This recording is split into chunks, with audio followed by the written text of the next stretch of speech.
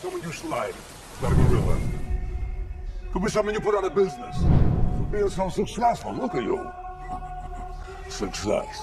It's got enemies, right? Class of enemies. So. Your success took a shot at you. What are you gonna do now? Are you gonna kill it? You gonna become unsuccessful? Frank, we can be successful and have enemies, right? We can be unsuccessful too, and we can have friends. That's a choice we make. As we proceed to give you what you need, not five motherfuckers, get live motherfuckers. As we proceed to give you what you need, not five.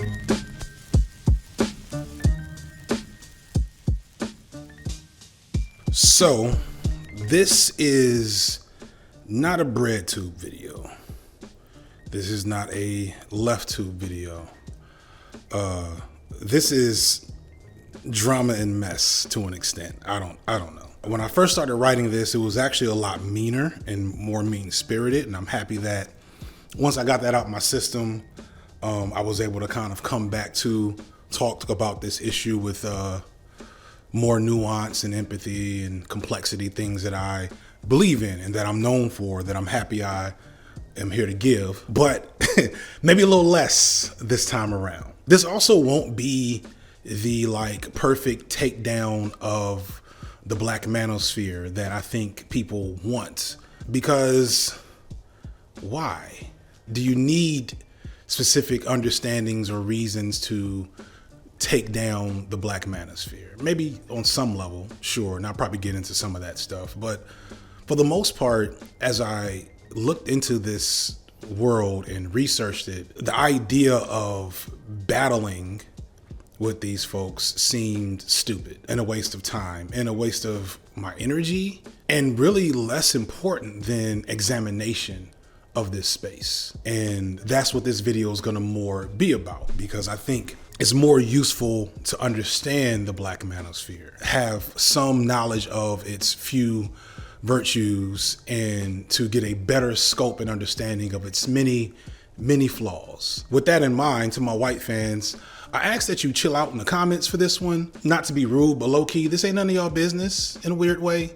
It's one of the reasons why I never wanted to make this video. I don't mind taking a hit on views or the algorithm or whatever. This just feels like a weird topic area to broadcast as widely as my channel now broadcasts, because this is going to be a very insular kind of in-house conversation, and you probably be missing a lot of context for it. Hell, a lot of Black folks, if you're under 25, will miss a lot of the context. So it is what it is. To my folks that usually stream or react to videos of mine, I ask that you leave this one off the menu, please and thank you. So many of you know that I released 3 hours worth of anti-manosphere content in the last couple of months, along with supplemental type stuff on my side channel. But only maybe about 15 minutes of this was specifically about the Black manosphere. And this garnered maybe a dozen hours worth of response videos from various, mostly very small Black manosphere channels. Most of these responses were overviews of the entire first video, which was really greatly not explicitly about the white manosphere, but about the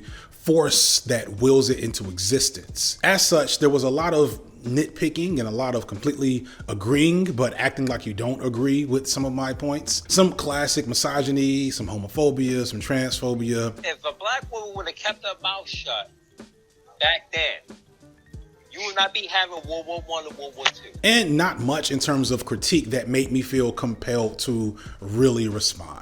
Except for the passionate and dedicated fans of some of these channels who have been all up in my comment section ever since, really embarrassing themselves, like begging for me to talk to their faves directly. I don't understand if y'all know how y'all look, but the more I look into the manosphere, I realize that a lot of these people don't understand how they are perceived by the rest of the world outside of the manosphere. Some dude called me a coward, and I swear all I could hear was Mendark from Dexter's Laboratory. Excuse me, sir, but may I please relocate myself to a closer location to the board so I can achieve the optimum effect of your education? Just a lot of incredibly serious, balanced, logical men that, you know, I know they are, but really mad that I wasn't interested in talking to their favorite Black incel creators. And really, I'd have probably left it at that if not for one point made in a piece, a 4-hour long piece from Two men whom I seem to share a decent amount of fan overlap with, making this particular point. When I tell you I have hardcore Trump voting conservative, I got hardcore, black revolutionary. I got brothers who are liberal.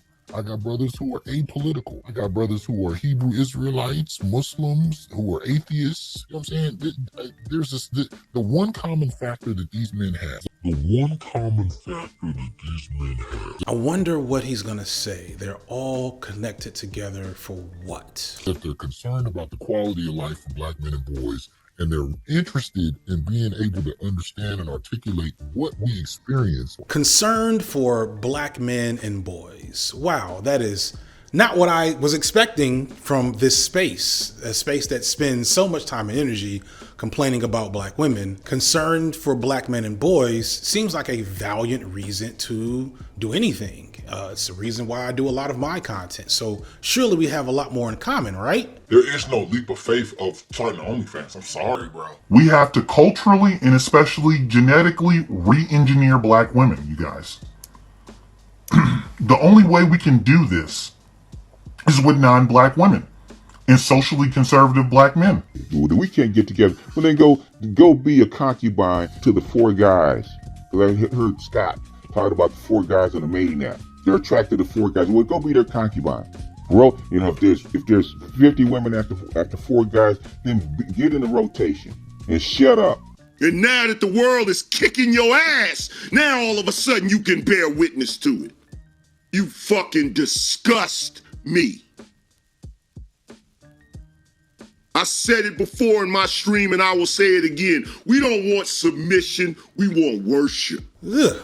We'll come back to that. That said, this criticism was not a nitpick or a misconstruing of my point. It was legit.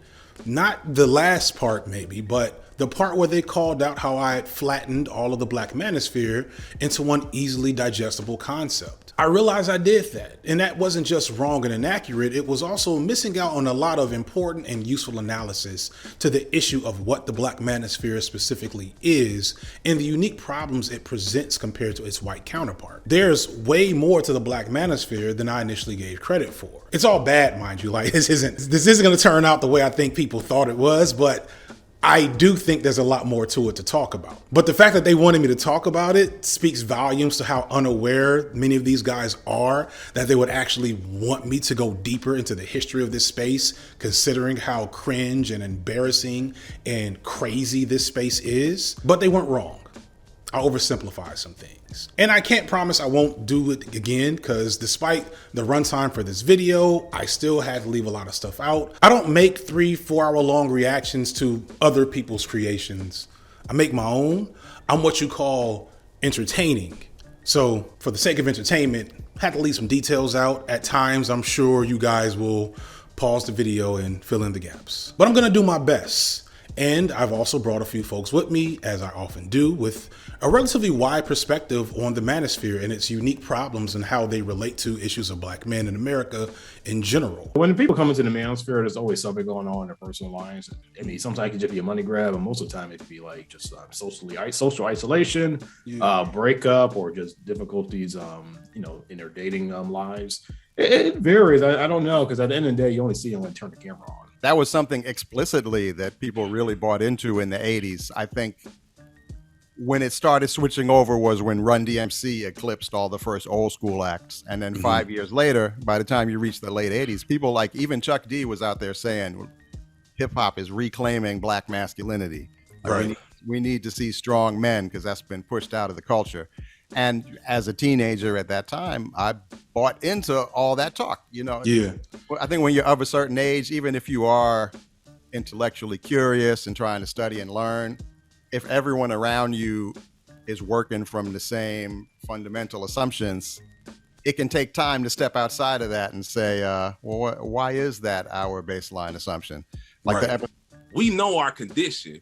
We just may not have the tools or the frameworks to articulate it in a way to somebody who hasn't experienced it firsthand. I say that to say that you have a lot of young boys who know their condition, but they don't have an explanation for their condition. They don't have a framework to understand it. And so when they get somebody that has a platform and understands not only where they are, but can give them an explanation for why they're in the condition that they're in, they're going to go that way, especially if it's somebody that looks like them. And it's going to sound a little abrupt thinking about it, but Black men are never going to be seen as progressive enough. It doesn't matter what it is. If all the men today became empathic, understanding, and engaged in women's issues, the conditions and the situations that Black communities still have to navigate as it relates to domestic violence and harm and incarceration will continue because they're systemic.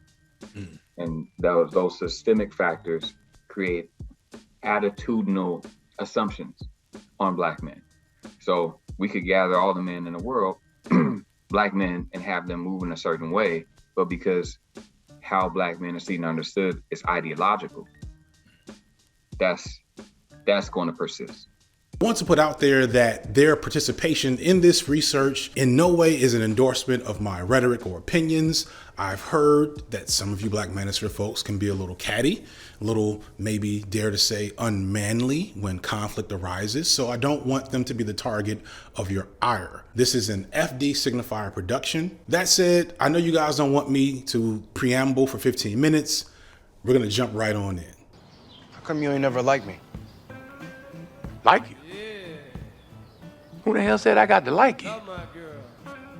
What law is there say I got to like you? Want to stand up in front of my face and ask a damn fool-ass question like that? Talking about liking somebody. Come here, boy, when I talk to you. Gonna win, yeah, we're taking over. Come on!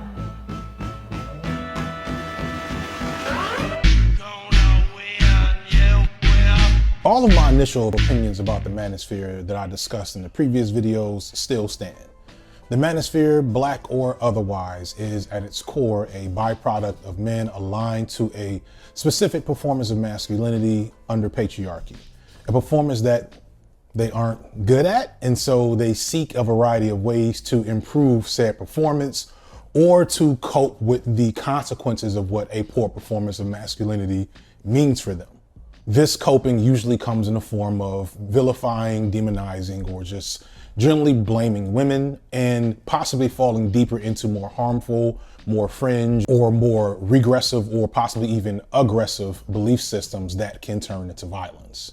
However, the Blackness in the Black manosphere adds numerous layers of complexity to this framework. For one, being a Black male automatically disqualifies you from ever reaching true hegemonic status in a white supremacist society. As I said before, even the most successful, traditionally masculine, educated, moneyed, good-looking Black men will be routinely subjugated to racial indignity and submission under a white supremacist hierarchy on the basis of being Black alone, let alone any other thing that might intersect with that Black male identity. See Ryan Coogler being handcuffed and detained for simply trying to withdraw money from a bank. Terry Crews being sexually assaulted and then publicly blamed for his own assault. Or the entire presidency of Barack Obama, where he was still met with racial indignity as the most powerful man in the world. Regardless of a Black man's status and behavior, he will never be a real man under white supremacy. However, that doesn't stop a lot of us from trying. Best case scenario, we redefine masculinity and manhood to fit our reality and our needs, or the needs of our communities. But it's probably a lot more common that many Black men fall into scripts about masculinity that we've been fed by our elders or media or society as a whole. And this leads to a lot of conflict in our own experiences with the world around us and with Black women who also greatly desire a performance of us that is similar to white patriarchy. And this is where much of this conflict arises. The fact that Black men are essentially being held to a standard of patriarchal performance that they cannot keep up with, even from many Black women, especially in the modern day where Black women are gaining access to higher levels of education and economic status that Black men are more intensely barred from. When you combine that conflict with legitimate issues in the family court system and a modern media landscape, especially social media, that makes Black men feel disempowered in speaking up effectively, you see where the Black manosphere gets most of its juice. Because at its core, the Black Manosphere is a battering ram for this frustration, for this conflict, to butt against black women and blame them and attack them because they're an easier target than white supremacy, especially for a lot of these men who have had certain views or certain experiences inform how they see the world. Now, here is where we're going to have a pause the video moment. Y'all didn't know this is going to be an interactive video, did you? Many of these Black Manosphere guys are clout chasers and very thirsty for attention, and they will react to this on their channels, or they're fans who are really a lot like Debate Bro fans, just really thirsty, really get off to the idea that their fave is the big brain. And they will pretty much require their favorite Black Manosphere figure to respond to this video. Thus, I can expect that this video, much like my last Manosphere videos, will get lots of attention and airplay on these channels. And so I want to be helpful and also put you in kind of a weird catch-22 and just give you prompts to pause the video and offer your counter arguments when they seem most appropriate. Here in particular, it'll be interesting because, truth be told, there is a relatively wide variety of belief systems in the Manosphere, aside from the one core belief, which we'll get to later.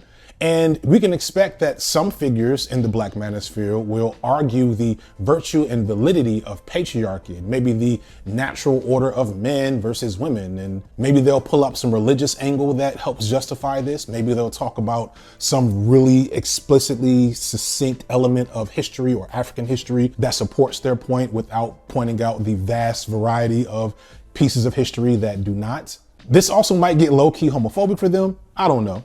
Others will come with the classic, we're not a monolith. We're not a monolith. What? No, we're not. In fact, Black Republicans alone are an extremely diverse group of people. To point out that while a lot of the Black Manosphere is undeniably conservative, regressive, and reactionary, that there are others that are more left-leaning or at least centrist and don't desire an explicit connection to traditional white patriarchy, but more so desire freedom and self-determination as a black man. That it's an intersectional feminist falsehood that black men seek white patriarchal power. Valiant and admirable points, all of them, if not for the fact that when you look through a lot of these guys' content, what you mostly see is what I'll call black women's cringe content that explicitly seeks to characterize black women as degenerate or evil or stupid or hating of black men. And although I want to be very clear, these stories and these black women do exist, as I said in the previous video about Abba and Preach, when a large chunk of your content is explicitly designed to create a specific narrative about a group of people, it makes it obvious what your agenda is. These videos serve as ways for them to signal their misogyny to each other and justify it. Because of course, why wouldn't black men feel a certain way about black women if every video they see is of a black woman doing something degenerate or harmful or stupid or whatever? In case you ain't heard it, but the price of has skyrocketed. Okay. I can already tell by the length of the eyelashes, in conjunction with the dexterity of the forehead bangs, that this will not be an intellectually riveting conversation. So regardless of the variety of spectrums you may see in the Black Manosphere from a political standpoint, I don't give much credit to any assertion that any of you are anything but misogynists at your core, and I'll pause here for your response. Or an ad break. In this next section coming up, I'm going to talk a lot about intellectualism. Specifically, I'm going to talk about the fact that I think a lot of you watching this 2.5 hour video, are the type of person that just seeks out knowledge, that you are amused and entertained by your own curiosity, that the idea of learning something new fills you with as much joy as maybe having your favorite meal or catching up with an old friend. With that in mind, I am here to offer you today's sponsor, CuriosityStream. CuriosityStream is an independent streaming platform that offers nothing but independent documentaries on history, mathematics, science, sports, entertainment. A little bit of everything can be found on CuriosityStream. On top of this, CuriosityStream has also teamed up with Nebula, a streaming service created by YouTubers such as myself, but also T1J, Cat Black, Princess Weeks. But on top of that, Legal Eagle, H Bomber Guy, Marquise Brown Lee, pretty much any YouTuber that you can think of that's pushing the envelope in terms of educational entertainment content is also putting their content commercial free and ad break free on the Nebula streaming platform. On top of this, you're also going to get access to plenty of exclusive content. Some I can't even talk about here, but I can mention that my Working Titles video on the Boondocks is now live on the platform for you to see.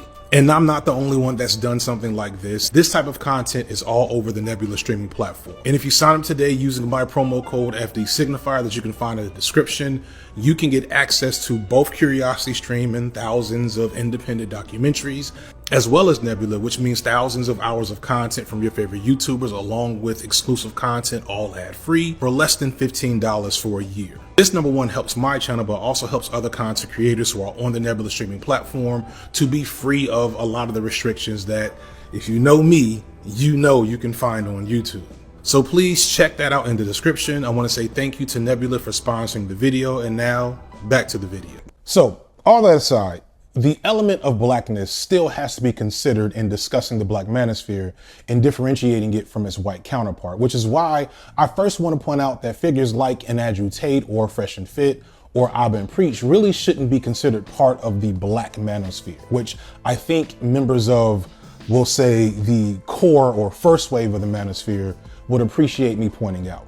While all of these men might be considered black and surely have a black audience, I wouldn't call them by any stretch pro-black or even presenting as pro-black, except for maybe Abba and Preach, but they're like very fringe in this regard. Tate in particular just happens to look like a swole Damon Wayans, but nothing about him and his content has any type of racial framing. Fresh and Fit are obviously racialized as black men, but both are pretty conservative and openly anti-black at times, not just towards black women, but also employing typical conservative sellout narratives about victim mentality and not seeing color and whatever other bullshit. Hey guys, the truth, uncomfortable truth nobody wants to hear. The common enemy is the white man. That's what everyone is trying to say. Oh, they have all the privileges. You're white privilege. You're white man. If you're a white male, heterosexual, you know, WASP, you are a public enemy #1 in the United States nowadays. I'm saying this as a colored guy. It's tough out here for them. So what they're gonna do is they're gonna attack them, right? This is exactly what Hitler did. I'm here to tell you guys that I think affirmative action a lot of time is BS. In fact, Fresh and Fit are so coonish that they were officially excommunicated from the Black Manosphere, as official as this can be, by one of the original founding figures of the pre-modern Black Manosphere, O'Shea Duke Jackson. They don't need to be in the Manosphere at all. These guys need to be gone. O'Shea Duke Jackson.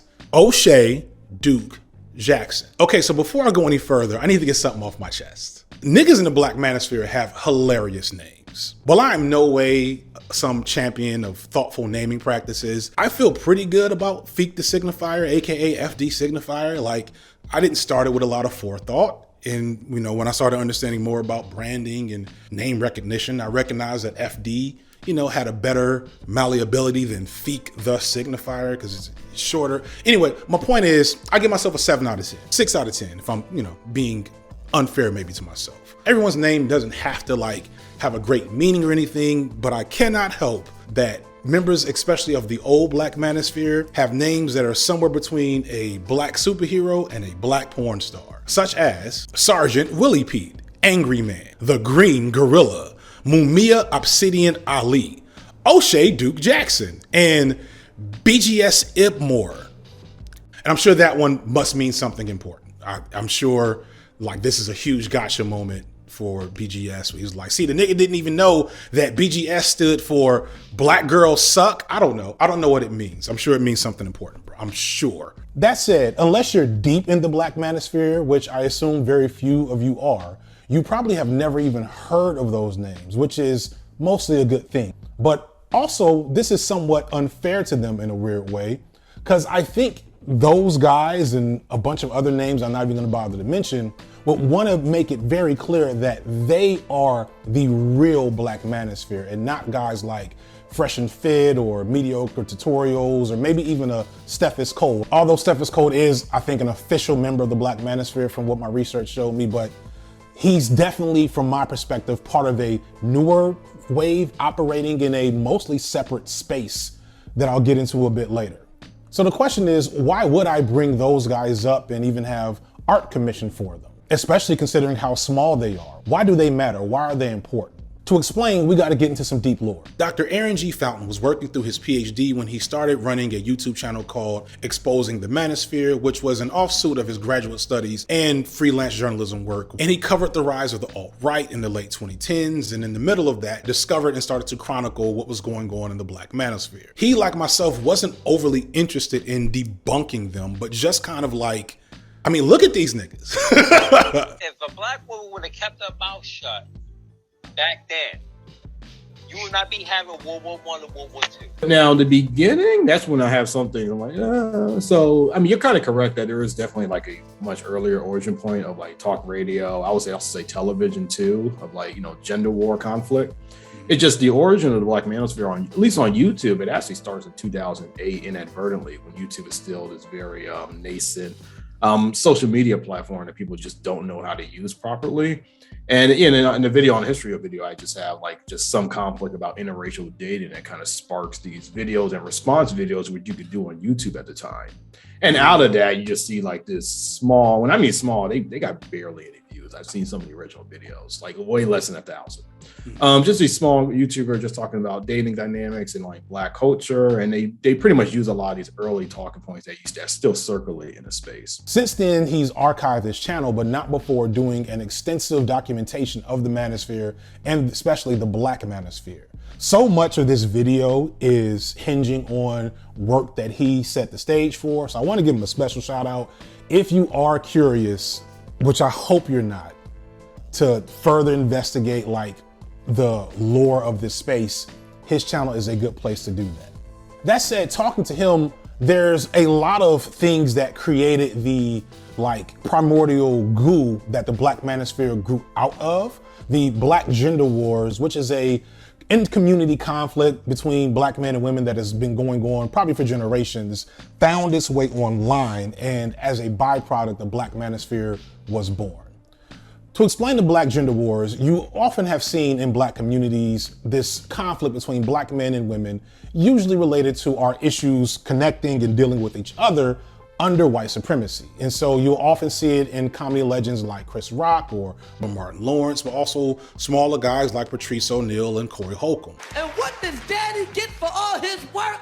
The big piece of chicken. That's all Daddy gets. At the same time, there's also always been what I'm gonna call the niggas ain't shit discourse, which has been popular in TV and definitely music geared towards Black women. And there's a lot to be said about being fair to Black men and how under-examined the niggas ain't shit discourse is, and why the passive acceptance of it as normal isn't a good thing. When I was a kid, there was a song by TLC called No Scrubs, and it was basically a diss track to working class Black men, and it was literally their biggest song ever and the #1 hit in the country for 3 or 4 months. And this is not an isolated incident. We ain't got no time for y'all motherfucking broke ass. Why haven't I found another a baller? Broke boys don't deserve no pussy. I know that's right. So yeah, might be a problem there that we haven't quite engaged with. The refrain on this is usually not all Black men, but I kind of started to problematize that in the objectification video as kind of a cop-out to deflect valid criticism on how we talk about Black men in the public eye. When I hear Cardi B say, broke boys don't deserve no pussy, I take the same attitude that I think a lot of Black women have often taken when listening to hip hop, and hip hop gets misogynistic. They say, motherfucker ain't talking about me, I'm just listening to the beat. But I'm not a broke boy, and I'm not a scrub. And technically speaking, like, broke boys have always gotten pussy, right? Still, I don't know what that feels like, and a lot of other Black men do. Just like a lot of Black women, I think, know what it feels like to be objectified and dehumanized in the way that rap music sometimes does to them. And the issue of misogyny in hip hop, while not settled, is a well-developed discourse in the community, in the culture, and in academia. You can Google scholar misogyny in hip hop and you'll find 5,000 papers describing the issue of why misogyny in hip hop is a problem. The same can't be said about Black men and the denigration of working class Black men within our general culture. As a culture, I think there's an underlying attitude that black men who are derided and disrespected publicly deserve what they get. For an easy example, go and look at how often someone responded in the previous video about black men and sexual objectification, a video where I discuss black men's limitations with defining themselves in a racist society, the unexamined epidemic of sexual assault of black men and boys, the historic exploitation of black men's bodies under white supremacy and in slavery, like a really serious video talking about big issues. And you'll see comments like, I don't know why y'all complaining black men objectify themselves. And you know, some of those are white insults, but some of it is y'all. And I think that there's a festering resentment born out of that fuels the black manosphere as a whole. Now, should that lend itself to the rampant misogyny in the community? No, but it's something that I want us to talk about. Moreover, it's something the not all black men that are attached to the black manosphere want other men to talk about on their behalf, which is a little pathetic, but it's a thing. Even still, I don't feel like the gender wars were so intense before now. When the comedians did it for laughs, it wasn't a huge deal at the end of the day. You could still feel the love in that to an extent. For every Bills, Bills, Bills, there were two soldiers, or cater to use it. It was obvious that black men and women still had a strong bond with maybe a few bad scratches on the surface of that bond. However, it feels like the internet and social media seemingly altered the tone of this ongoing discourse. Regardless of how you feel and where you stand, it's important to keep in mind that the actual data on communities around black men and women show that we partner more with each other, we are in community with each other, we support each other, etc. And it's important not to let the loud minority of voices online make you think that this vitriol between black men and women that we see on social media is how things really are. As many arguments as I've gotten into with black women about issues around gender online, they never get as ugly and heated when I'm face to face with people. So I don't know who was the first to take advantage of this conflict and make a career out of it, but the first black man to really establish himself and gain a following in this genre was a genuine piece of shit named Tommy Sotomayor. Of all the dudes in this space, this is the only one I truly despise. 4 of them did exactly what I've been telling y'all about. Told y'all what my ex-girlfriend said. They used to draw straws to see who would waitress table full of black women. Black women are miserable people, and everybody knows this. And the fact that so many of these dudes look to him as an inspiration and a founding figure, again, completely validates my reading of them in the first place. Tommy Sotomayor, like the most popular person to come out of that group. Even though he's like kind of solo, but he is within that larger context. Mm-hmm. And that's important because the black manosphere, a lot of them originally modeled themselves off of Tommy Sotomayor. Tommy Sotomayor was from an era where many of these streaming platforms and content creator platforms had little to no quality control. And so he would say the most outlandish, craziest, awful shit. I think he kind of visioned himself as a black shock jock akin to Howard Stern or a younger Charlemagne the God. And he was as misogynistic and homophobic and anti-black as they come, to the point where even when there were no rules, he would still experience numerous bans on numerous platforms. But like a roach in a dirty house, he would always find his way back to the surface. If you were to just read some of the things that came out of this man's mouth, you probably wouldn't be able to tell if it was a black man talking or a stereotypical white supremacist. And this is going to be a theme that we return to multiple times in this video. There are more people murdered in a day by niggly bears than in a year by grizzly bears. Niggly bears are out there just killing everyone that they can, but people are told that they're racist if they want to avoid them. Sadly, Sotomayor found a fan base among black men and more than a few black women. His tell it like it is style of anti-blackness, and we'll come back to that, resonated with a portion of more conservative black Americans for reasons I don't quite understand. I think because he kept getting kicked off the platform, and this was well before YouTube could really make you a lot of money as a creator, Sotomayor eventually faded into the background of the movement. He's predictably popped up on various conservative channels and kind of hovers around the space. But that said, although his rhetoric and hatred for women influenced many a manosphere creators such as Fresh and Fit or New York spree shooter and domestic terrorist Frank James, he doesn't seem to want to have much to do with the modern manosphere or red pill community. And much of his rhetoric didn't really inform a lot of the red pill philosophy that dominates the space today. Either way, he showed that there was money to be made on YouTube with this type of content and gave way in the early to mid 2010s to what I'm referring to as the first wave of the Black manosphere, aka those guys earlier that I talked about that you've probably never heard of. Again, go ahead and pause the video, to all 500 viewers, everything that I've gotten wrong here. And while we're on a commercial break, I'm gonna actually change the scenery to make this next section a little more appropriate. So.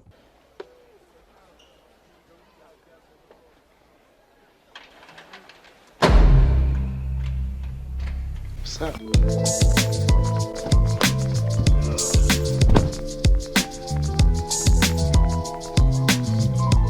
You might be asking, why am I in my car? And why does my audio sound so good all of a sudden? Because I am not in a big room. We're working on it. Enjoy this while it lasts. It will not be permanent. You may be able to hear the air conditioning. I don't know. It's fucking hot.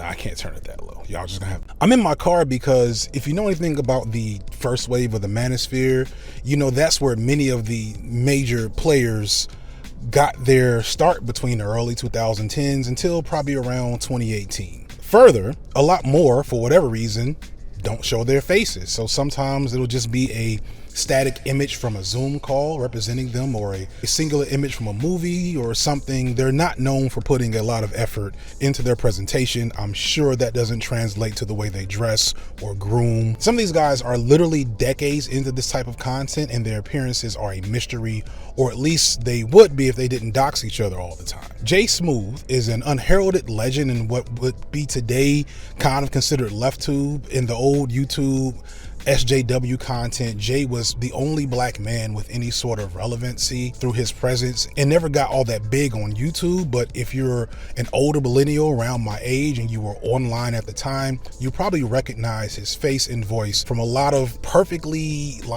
short, sweet and to the point pieces of content about hip hop and politics from the early 2010s.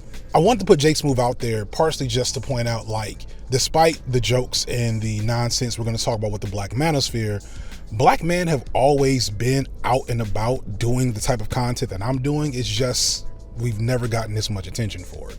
So Jay Smooth referred to something he called homegrown intellectualism. And that speaks to a larger pattern of there being a big constituency of people who yearn for that feeling like they're doing the knowledge. Like, I'm thinking critically about mainstream narratives. I'm finding sources of information that I trust. I'm feeling like I'm studying the game. I'm learning. I'm on the inside track with the real shit, which is a hunger that this whole tradition of sort of homegrown intellectualism, like John Henrik Clarke, Dr. Ben, and so on, that filled that void for people who weren't going to find that in other ways. It filled the void in imperfect ways. You know, I think for a lot of people, that stuff was sort of a gateway drug to more rigorous intellectual thought later on, and some people just kind of stay at that level.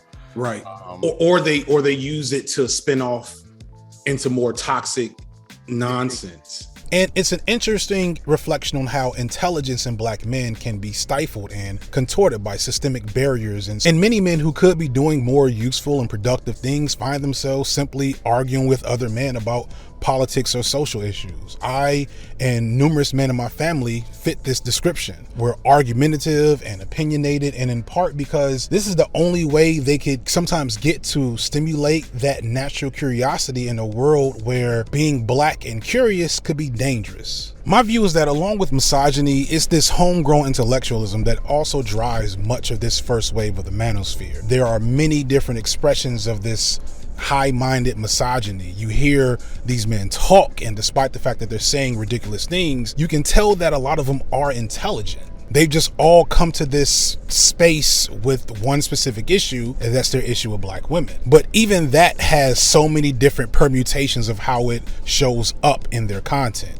For example, Save Yourself Black Men, or SYSBM, figures to believe that black women are basically the devil, and that any non-black woman of any sort is better than a black woman. But then there are figures of the black manosphere who swear by black women and they want to rebuild the black family, and they would if black women were just more ladylike and submissive, or insert whatever other thing here. Then there are also black men who are men going their own way, or MGTOW, and they basically have just given up on engaging with women seriously altogether, limiting themselves to short-term dalliances and partnerships, but never intertwining their lives with black women or women in general. These men tend to be divorced. And there's even an almost progressive wing of the black manosphere who see themselves as masculinists and promote black male studies, although they still end up spending a lot of time just complaining about black women. You hear the dog whistles when you see the company these men keep and the hills they choose to die on. It's hard to take even some of the valid things that come up in those more left-wing spaces all that seriously. Think of the black manosphere as a church with many denominations and permutations of how Christ can be celebrated, except in this case, Christ is, well, you know what it is. We'll get to that later. Somewhere in this jambalaya of foolishness, there are a few morsels of value, because as I alluded to earlier, a lot of these men are working class black men who often are maligned in the media and rarely are defended, or at least effectively defended. Numerous forces and barriers in our society deny black men victimhood in life, despite the fact that we're often told that we like to play the victim. It's only in death that black men can receive the courtesy, and only if they die in the appropriate way. For example, take George Floyd. In death, George Floyd has become a martyr. You see his face all over the place as an example of the murderous nature of white supremacy. And I get why. But the conflict that arises is that in life, George Floyd would have been the exact type of black man that would have been called a dusty by certain portions of Twitter or YouTube, etc., because he was a regular black dude on a lot of levels. He was an around the way type of brother. He had issues with drugs. He had issues with petty crime. He had a handful of baby mamas. Although those are not virtues per se, those are things that are within the realm of possibilities for working class black men who deserve dignity, and he probably wasn't getting it and wouldn't have ever gotten it to the level that he does now, having been murdered by the police. While maybe not for the best reasons, this argumentation, this major point, is something that was probably brought up more in the manosphere than anywhere else. They were also at the forefront of being critical of the Black Lives Matter movement when it started, looking a little funny with the money that we now know definitely was a problem, and other things. Now, I feel compelled to point out that they've always made these types of arguments on every wedge issue between black men and women, from Serena Williams to Lori Harvey's dating life to the guilt of Bill Cosby to Roe v. Wade, and they're more than often wrong than right, because they basically just take whatever the man's side of an issue is every time, regardless of how reasonable it is. But I want to validate that at least in their heads, they think they're addressing a real issue that isn't being addressed. And on some occasions, I think this is very true. That said, I want to further engage in how I see this space as a maladaptive response to the struggles of black men in America. When I look over this space, what I see more than anything are black men who, for numerous reasons, maybe had the capabilities to reach that high value man status, but one bad break, one bad breakup, etc., and those opportunities were no longer there. I don't think it's unfair to say that a lot of these men are clearly dorks and nerds, much like I was, who maybe are trying to present in that exaggerated swag and bravado and confidence that we often attribute to black men, but are failing at it for the most part and maybe don't realize it, and in this maybe find themselves stymied or isolated or just without peers to engage with and communicate with on the various topics that they find interesting. Isolation is an incredibly... The camera got too hot, so we're back to old school FD style with the Galaxy Note, and it says I only have 14 minutes, so let's go ahead and wrap this part up. Isolation is an incredibly serious problem for all men. A lack of intimate partnerships and useful, productive, platonic friendships is genuinely unhealthy and leads to further isolation and more opportunities for these men to get sucked into these spaces. Because the black manosphere is like a cure for this problem from these men's perspective, as far as I can tell. Like I said, some of these guys have been making this stuff for a decade now. Some have fans that have been there solidly the whole time. And a lot of the content on these smaller black channels is like these panel discussions, which is basically just a bunch of men trying to get access to a community, talking to each other, connecting with other men. It seems like a disproportionate amount of them are truckers or maybe black men in rural areas who find the community of the manosphere to be important, if not just to give them an opportunity to have useful and stimulating conversations with other men. This is one of the reasons why I include Umar Johnson and lots of other Hotep figures like your Tariq Nasheeds and the Coliseum or whatever other Hotep debate spaces there exist on YouTube. There's a whole Hotep debate bro scene that I didn't know existed. They may not be red pill, but they represent a form of black male intellectualism akin to the traditions of black males who were philosophers and scholars for generations in this country without formal education or fancy degrees. You have guys like Iceberg Slim, Donald Goines, Walter Dean Myers, John Henrik Clark, Neely Fuller, including some of those aforementioned comedians. These were black men who found a way to express themselves and express big ideas. Some of those ideas harmful, and we've maybe hopefully learned not to bring them forward in 2022, but some folks haven't. But even still, with those bad parts, they were able to bring insight and understanding and philosophy about the black experience and the black male experience. And this is akin to what I've preached on previously about why we don't deify and idolize scholars. I've been saying it for videos now. Please don't, if you're a big fan of Marx, Google who Frederick Demuth was. And thus these spaces are a double-edged sword because misogyny, homophobia, and increasingly xenophobia have become commonplace in them. But if you're an intellectually curious black man drawn to the energy of philosophy and debate, but without the access to it from a college or the thousands of dollars in debt that you might have to get into to go to a formal university, I get it. I get the appeal, and I understand why some of these men are there, except the misogyny. I love a lot of my boys, right? Like a lot of my homies I've known for years that we are very close, but only a few of them will I talk about anything more than sports and video games with. And if you are an intellectually curious type of dude who needs that type of energy and you can't find that in women, the black manosphere might have something for you. It just might. It's not gonna help you get women though, like that. That's the other part. It's the patriarchal frameworks that we are all brought up in, combined with the difficult experiences of loving and partnering while black, that make the misogyny within the space kind of this beacon for men to collect around. It's more like the price of admission than the actual focus of the space sometimes. And that might be why these men don't get how they look and sound from the outside looking in. They see their misogyny and some of the ridiculous things they say and believe, or the ridiculous things of other men within their community that they just kind of give passes to as normal. This is just dudes doing what they do. It's the reason why they really, like I heard this multiple times from these various response videos, they think that I have an all female or all white audience, which is not true. Y'all niggas are the outliers here. I've showed my analytics on multiple occasions. Here it is again for y'all to see. My audience is 60 to 70% male. And when you look at the content I'm making, I am not making white male, white female, white oriented content. It is accessible to them, but look at the shit. No, I'm going to come back from that because I think we just bonded a little bit there. I think those of you who are in the black manosphere stuff that do watch me because you see at some level there's similarities here in terms of like the struggle and the way we see and experience the world, although with a different overall perspective and response to that struggle. And I hope and I'm happy that at some level we can bond on that. And I don't know, man, y'all just like, let's hug.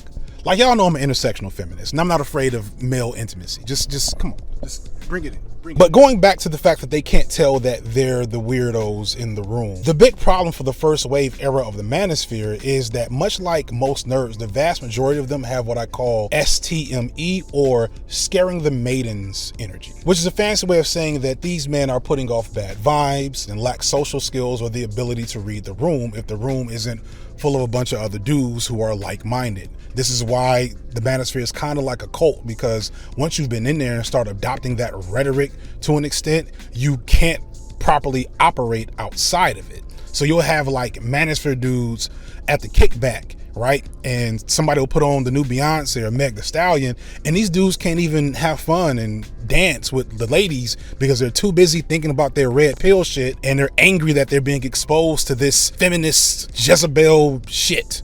So they like put on MF Doom or Tyler the Creator, old Tyler the Creator. Everyone sees this STME in them except them. They think they're special, the intellectual woke few. They don't notice how men with their shit together quietly look down on them. Even those black men who are still invested in conservative and misogynistic beliefs look at especially that smaller old wave of the manosphere and say, I don't know about these niggas.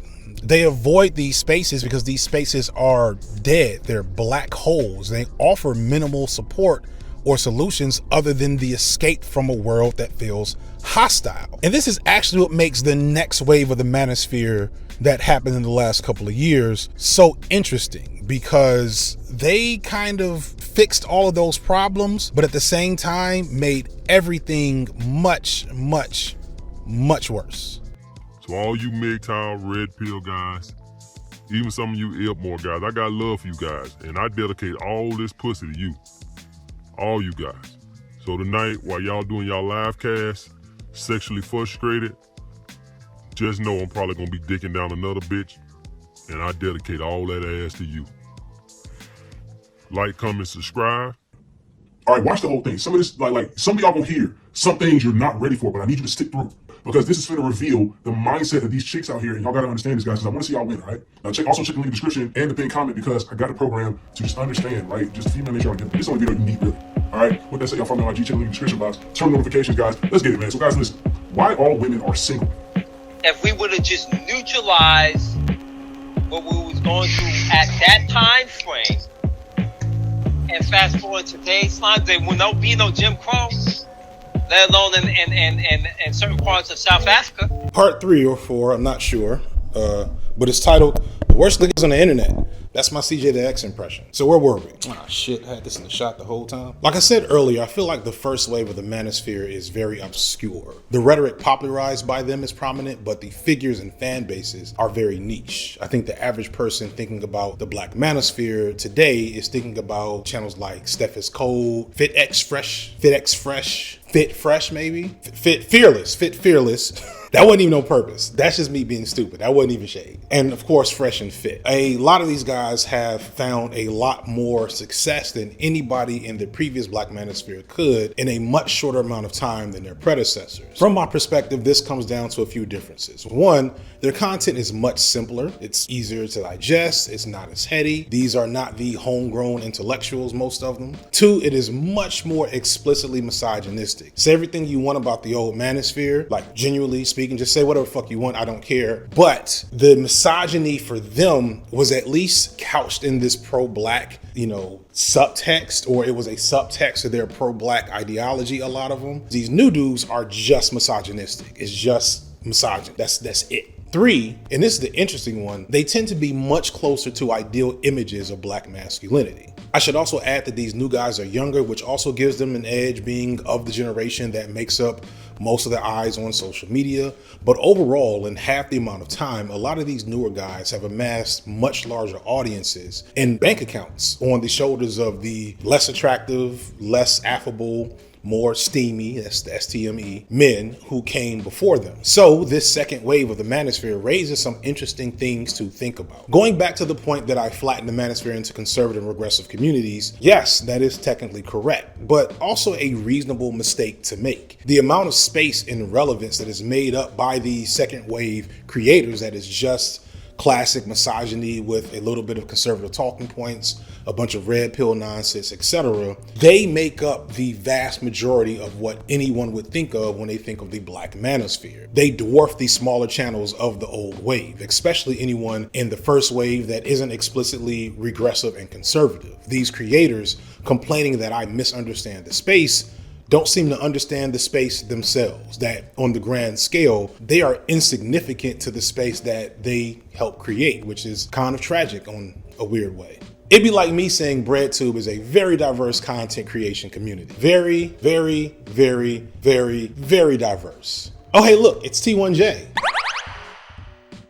Hi, I'm T1J. Follow me. It's the overt misogyny that gives these guys their views. The sale of this alpha male image drives clicks and the algorithm responds. Nobody wants to hear a bunch of niggas arguing in a Zoom chat or the 45-minute meandering rant that some of these dudes do over static images. What they want is a dark-skinned nigga with a beard and a six-pack to tell them how they too can be an alpha male and level up to get some pussy and understand the philosophy of the red pill. I don't want to spend a lot of time talking about or debunking red pill philosophy. There are a ton of videos that do that already. Most comprehensive probably being Mooncat's video that came out about a month or so ago. It goes through them like piece by piece to show it's mostly bullshit. But I did want to touch on a few things to just kind of set the stage. For one, I want to be clear that many of the philosophies presented in the red pill strategies or the way of life, at least the ones that actually have any semblance of value, are just repackaged self-help strategies that would be useful for any situation. It's stuff that probably sounds deep to a 15-year-old, which is the majority of the young men in this space, you know, the late teens, early 20s at most, but with the added effect of, you know, butthurt and heartbroken men. In a lot of their videos, you can hear the bitterness and heartbreak in between the red pill nonsense. The other thing about the red pill is that in a weird way, if you think about what they're essentially saying, it's them breaking down the fact that they've been taught social scripts that do not work. That is true. Like Kevin Samuels, like Jordan Peterson, in the respect that he starts out with this, what might be innocuous 101 level advice, like, clean your room. Exactly right. Make your bed, have good posture, shit like that. And then so it starts out offering comfort and reassurance, and then all this other toxic shit starts coming in once you're roped in. Yeah. But your critical faculties are turned off. And that's something that we're susceptible to across the board. If someone is offering us a message that starts out by tapping into what we already believe, we feel like, hey, okay, this person's on my team. They're representing us. I'm rocking with them. And then you might not completely turn off your critical faculties, but they'll go from a 10 down to a 7. And you feel like in the abstract, you agree with the conclusion they're going to, so you ignore the fucked up reasoning that's taking them from A to B, and that just kind of gets absorbed in the mix. The irony is because they've been fed patriarchal nonsense about how women are supposed to act, it makes it impossible for them to understand women in reality, and they just kind of never recover from that. It just makes them sad forever until they get angry, and that's where the red pill becomes appealing. The irony, though, is that the vast majority of second wave Black Manosphere guys don't need the elements of the red pill beliefs that they promote on their channels. As I stated before, these guys don't have a lot of STME. They are usually genuinely attractive men, many promoting glamorous lifestyles. You can't teach a guy to look like Fit X Fearless and have his money. Maybe Fit X Fearless hasn't always been in great shape or had a cool looking lifestyle, but the way he presents and talks about relationships and attraction is going to be informed by the fact that he looks like this. Stop believing this crap that women just want you for themselves. They will share you. They will share you with no issue. I guarantee you. It's hilarious hearing him talk about like women being willing to share a man and not recognizing that he looks like this. Look at this dude. My nigga, where's your body fat? If you don't look like this or you don't have a lot of money, women are not going to be willing to share you. Point blank, period. He may be able to get away with that shit, but you cannot. Yet guys like him insinuate that they can teach anyone to be like them, but no. You can definitely be the best version of who you are, but you might not ever be like some of these alpha male guys. They don't sell this, of course, because that would throw off the grift. But to a lot of young men who don't know any better, who don't understand that you may not even have the genetics to look like some of these dudes, it sounds solid. It makes perfect sense, mostly because these young dudes lack perspective and discernment to figure out otherwise. And they're under the false idea that this type of world, lifestyle, or look is the key to them being happy. But that's kind of going into the old video. And this brings you to the last really ironic thing about this whole red pill community, which is the complexity of its origins considering who belongs to this community. For one, the origins of the red pill ideology or philosophy or whatever they want to call it are pretty closely tied to overt white supremacist ideologies in the alt-right. I can't recall exactly who started it on Reddit or 4chan or wherever, but the red pill philosophy was popularized first by incels, who then kind of became intertwined with white supremacist communities, alt-right, neo-Nazi, like all them tiki torch marching motherfuckers. A lot of them were on the red pill. For a while, there were black men who just went along to get along because, you know, hating women is life. Many still do. But eventually a schism did occur, as is typical in these spaces. But for whatever reason, the black men who were in this philosophy space kept that term in overall philosophy despite its origins, despite the fact that this was never made for us to use in the way a lot of us use it. It kind of echoes the reality of gender in this country as a whole. However, and this is the most amusing thing to me, that's not the full origin of the concept. The concept of being a red pill comes from the 1990 film The Matrix. In that film, the main character, Thomas Anderson, aka Neo, has been seeing signs that the world is not what it seems. Eventually, she is in the presence of a lot of oddly androgynous people for the late 90s, usually all in leather. Neo is faced with the decision that she can take the blue pill and stay trapped in the Matrix and not learn the world's true nature, or take the red pill and wake up to the truth. Neo takes the red pill and immediately wakes up to the Matrix, but also her true identity as the one, as in the chosen one. From that point on, she does a lot of karate, hangs out with a lot of clearly in retrospect queer-coded people, including a character named Switch that was supposed to be male in the real world but female in the Matrix, where the directors were forced to change this by their studio because the movie was already queer enough for those who could see it to begin with. You might have noticed that I keep calling Neo she, and I'm taking a nod from Aronach, a trans creator who did the same in their video, The Matrix is Intrinsically Trans. What I and red-pilled men didn't really know about this movie is that Neo is an explicit metaphor for the experiences of being a trans woman. You know, like the two trans women who directed this movie, though they were living as men when the movie first came out. The red pill isn't just a symbol for waking up to the reality of the real world and how you're under society's control. It's also a symbol of Neo accepting who she really is as a trans woman. And if you really care about facts more than your feelings, I suggest maybe watching Aronach's video or similar work from Sophie from Mars for the full explanation. But if you pay attention, then you see the parallels pretty clearly from the fact that Trinity, Neo's paramour, is explicitly made as a physical parallel to Neo in all of the movies, especially the fourth one. And this theme goes all the way down to Agent Smith's insistence on dead naming Neo or calling her by her birth name over and over, which makes this powerful moment of the movie take on a whole new meaning. Goodbye, Mr. Anderson. My name is Neo.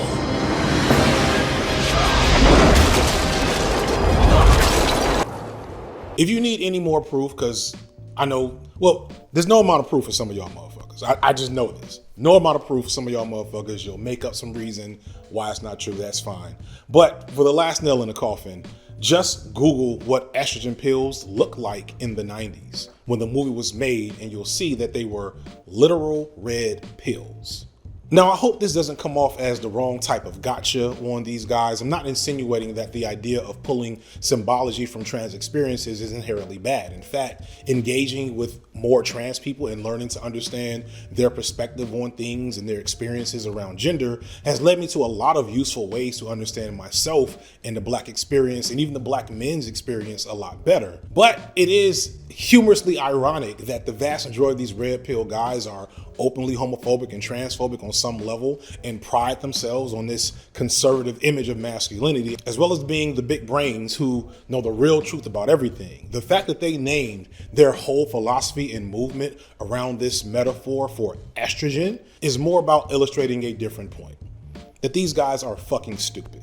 They're clout chasers who grabbed onto a hot concept that was really popular with frustrated virgins, aka, 65% of the internet at the time, without thinking too hard about it. Now, I'm sure many of them would have found another way to express this belief system or find their way to the same content without the red pill brand, but I doubt the brand would have had the same popularity with this group if it was called the estrogen pill community. That said, the second wave of the manosphere does have much more estrogen than its pre-modern or prehistoric permutations, and that's in the form of actual women. Yes, believe it or not, more than a few women have also emerged in the Black manosphere in the last few years, making basically the exact same content. It's just a bunch of why modern women fail. Here's why feminists are so stupid or unhappy or something. I don't want to say a lot about them because they're basically like, it's exact same content. It's just with a bit more of a pick-me edge. If you don't know what a pick-me is basically a person of an oppressed identity, but in this case, a woman who isn't just deciding to go on a different path than other women, but is loud and proud about it to the point of tearing other women down in order to hopefully get picked. And it's just not that interesting. You can find plenty of videos looking at pick-me phenomena from other Black film or even non-Black film creators on YouTube. But this isn't the only concerning women-led movement growing out of this space. While a lot of Black women and film creators have made content addressing problems found in the current manosphere and have found success and notoriety at times by examining valid and important issues for Black women created by misogyny and misogynoir, there's also been another smaller, uglier response from a portion of Black women that is so toxic it's begun to fester, creating the strange and dangerous creature that many call the divester.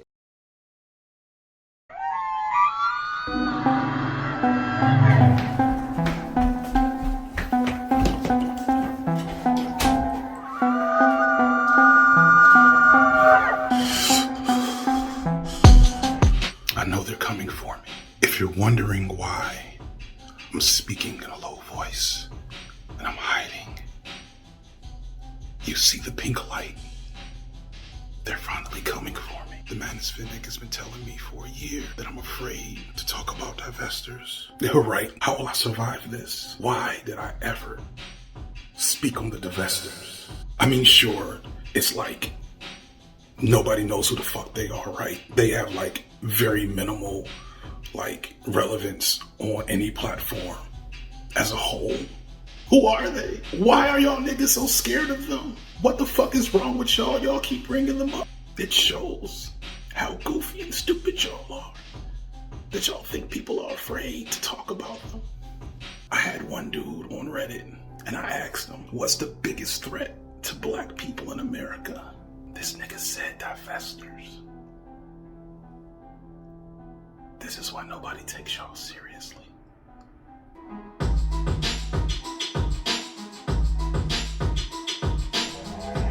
Almost as long as fans have been telling me I should make a video on the Black manosphere, I've had a lot of male fans telling me to make a video on divestors. For the longest, I said no. At first, it was because I didn't realize how bad divestors were. I don't have, much respect for manosphere niggas, and thus I didn't take their cries seriously. They complain all the time about them. Yet if you go to any divestor video comment section, you'll see manosphere type motherfuckers all up in the comments arguing. These dudes are addicted to arguing in the comment section. So at first they just seemed like controlled opposition from my perspective. It wasn't until I did a little bit more research that I realized that divestors took things to a different level. Like, we have the niggas ain't shit discourse, and is that divestors? Is that just, Black women with bad takes on masculinity? Is that just misandry? There's arguments there, but divestors be like, niggas ain't shit, and I hope they die. When I look at these white men, they are the epitome of masculine, and watching some of these police officers manhandle these Black men in the street is very attractive, and it's a turn on, and I'm wondering, does anybody else feel like that? Hold on. Yes, Lord. If you don't know who a divestor is, like, imagine a white supremacist, like the most foaming at the mouth, hating Black people, white supremacists, but make it a Black woman. I'm not joking. That's not an exaggeration. The way that women engage in violence or advocate for it is passive. They do by the ostracization, gossip. It's all of these things that are never direct. It's almost always direct. So when you think about what a divestor is, the fascism that's coming in, the people who are likely going to be the foot soldiers of that are going to be women, because the women are the teachers, the women are the social workers, the women are the nurses.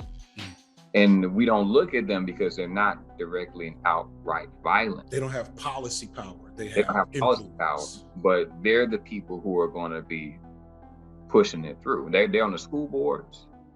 they're pushing some of these lawsuits, and it's subtle. It's subtle. So I think the intervention is different, because when people think of fascism and how reactive you got to be, you think of like, you need to punish it. I'm like, well, this type of thing, I don't know if that approach makes sense, but you do need to treat them as if these things can be harmful. Because when I first wrote the article about the divestors, I had a guy, one of my mentors growing up, a friend of the family, he called me like maybe a day later. He's like, thank you for writing that. I'm seeing this in schools, these teachers, how they talk about Black boys. I'm like, so it's just, it goes somewhere. And I think we just are not good at determining where it goes. In the beginning, I think a divestor was simply just a Black woman who sought to divest or get away from dating only Black men, opening themselves up to dating men of other races, something that historically Black women didn't do a lot of. And I have no problem with that. I think only the most fervent Hotep dudes would have a problem with that.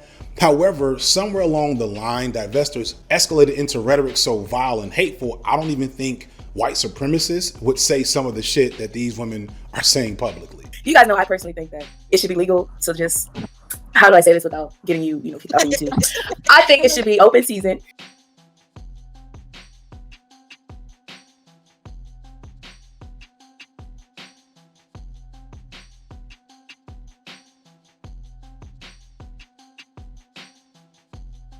And that makes divestment and the divestor movement, or at least creators that attach themselves to that like ideology, kind of complex, because some are so fucking goofy and ridiculous. You don't take them seriously. Their rhetoric is awful. Their rhetoric is violent and vile, but it's like, it's just so over the top. It sounds like what a 13-year-old boy would say when he wants to be mean. And it's also a relatively new and nebulous concept. The original rhetoric around this community was likely just born out of the growth of the Black manosphere, or general Black male failure or discontent from Black women that has been going on for generations. I was surprised at the number of people, but they were all white, that was like, wow, like it's really Black women that really feel that way. And I'm like, yeah, like, that's how, like, I just said it in the video, I've been hearing it. I grew up around majority Black women, most of them single, as in never married,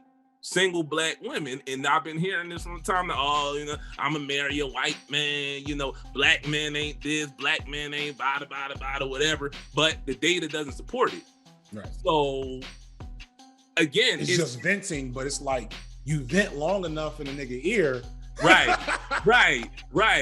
It becomes a self-fulfilling prophecy. The way I see it, when convicted predators Bill Cosby and R. Kelly came under justifiable public scrutiny and thankfully went to jail, so many Black men were completely resistant to acknowledging their wrongdoings, and even more, literally took joy in fighting and arguing with Black women around it. This is something that is still happening on Twitter to an extent. And there's a portion of Black women that I think saw how some Black men acted in that time period, and we're probably never going to get some of those ladies back. They've just legit written us off based on that experience, and I low-key don't blame them. But those women are in the minority. At the same time, though, Me Too also had the byproduct of popularizing and mainstreaming a lot of feminist theories. So figures in sociology and critical theory such as Kimberly Crenshaw, Pat Hill Collins, and Bell Hooks went from heady academic figures to names you might see on Twitter or being joked about on mainstream TV. So now a whole generation of millennials and Zs that had never actually read any feminist texts were learning about feminism from Tumblr or Facebook or YouTube. And now every woman that complained, whether validly or invalidly, about something that men did could be labeled a feminist, and some would call themselves feminists, even while exhibiting wholly anti-feminist rhetoric and attitudes like blatant homophobia and transphobia, the denigration of other Black women, and especially with divestors, an explicit love and desire for patriarchy, specifically white patriarchy. So I don't want to take away from the fact that like some of these divestors have been through some serious shit in their heads, responding to the serious issue and plight of Black women and girls.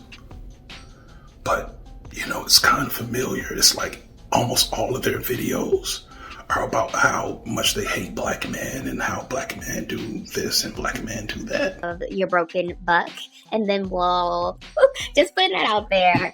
So let's get into the profile of your broken buck, and then we'll talk through a few stories. So their physical appearance. So these bucks have limp wrists.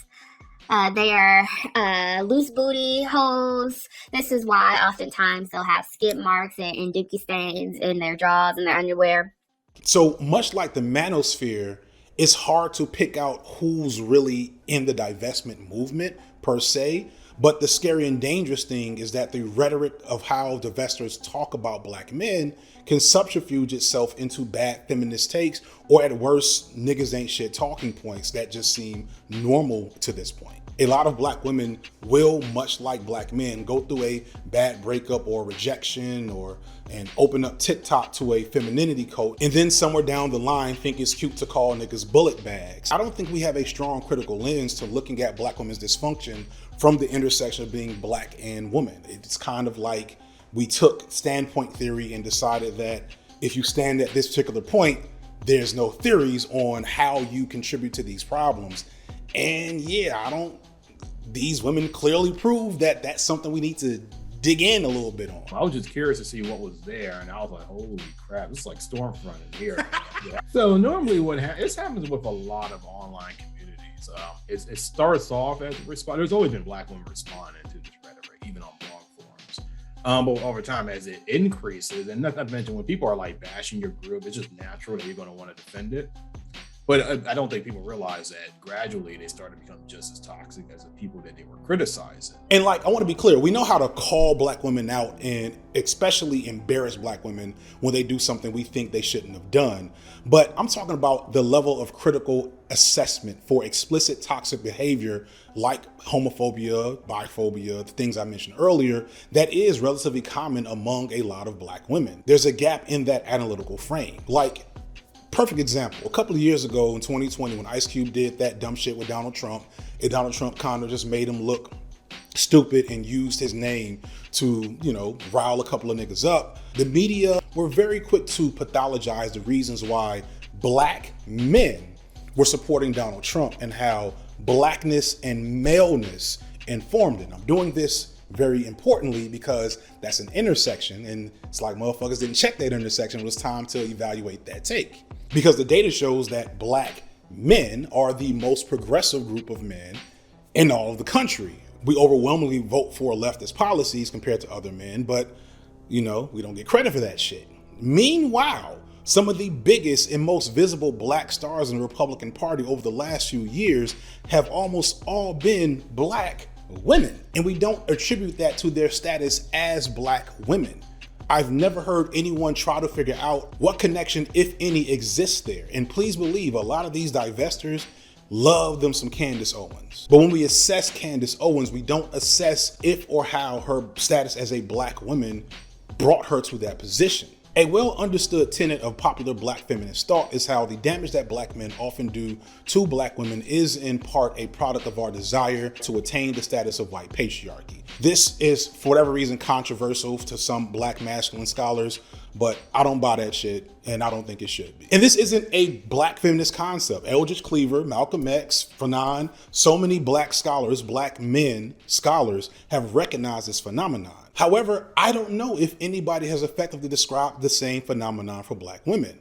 No, I'm not talking about the Hotep talking points. I'm talking about the soft life, the femininity coaches, the black women in luxury, not to mention the traditional denigration of working class black men in women-centered black media. In Tina Noir's last Manosphere video, which I featured in, we talked about this conundrum that isn't fully being unearthed among the culture. And she also observed some of these same issues with social media movements that tacitly endorse a specific type of femininity as ideal that needs to be unpacked. Of the coaches themselves, then definitely the aesthetic of the women they pedestal. And the way I know it's aesthetic driven is some of these coaches will have videos with their faces in it, but a completely different woman in their thumbnail, a woman who coincidentally matches the aesthetic of the movement. I struggle to get on board because this image, which is eerily close to the white European ideal, or as close as we can get as Black women, is passively championed not just as yet another option of feminine expression, but as the true feminine image in its purest of forms. Now again, this is just passive, but I still get the vibe. How the hell did we get here? Now, of course, there's nuance and complexity in play here, and I hope you all give me the grace to know that I know, as I've engaged with this on numerous times on the channel. But the reality of the problem of divestors is that they take these not so toxic trending topics to their natural extreme of overt white supremacy. And like what she was positioning will still give birth to these males, but Black women do more than you're already doing. So you already have to work and go to school and be the breadwinner, but do more to raise these male sons. And it's like, no, like you worship Black men to the highest extent. Bottom line is most of them don't need to be here. It is just that simple.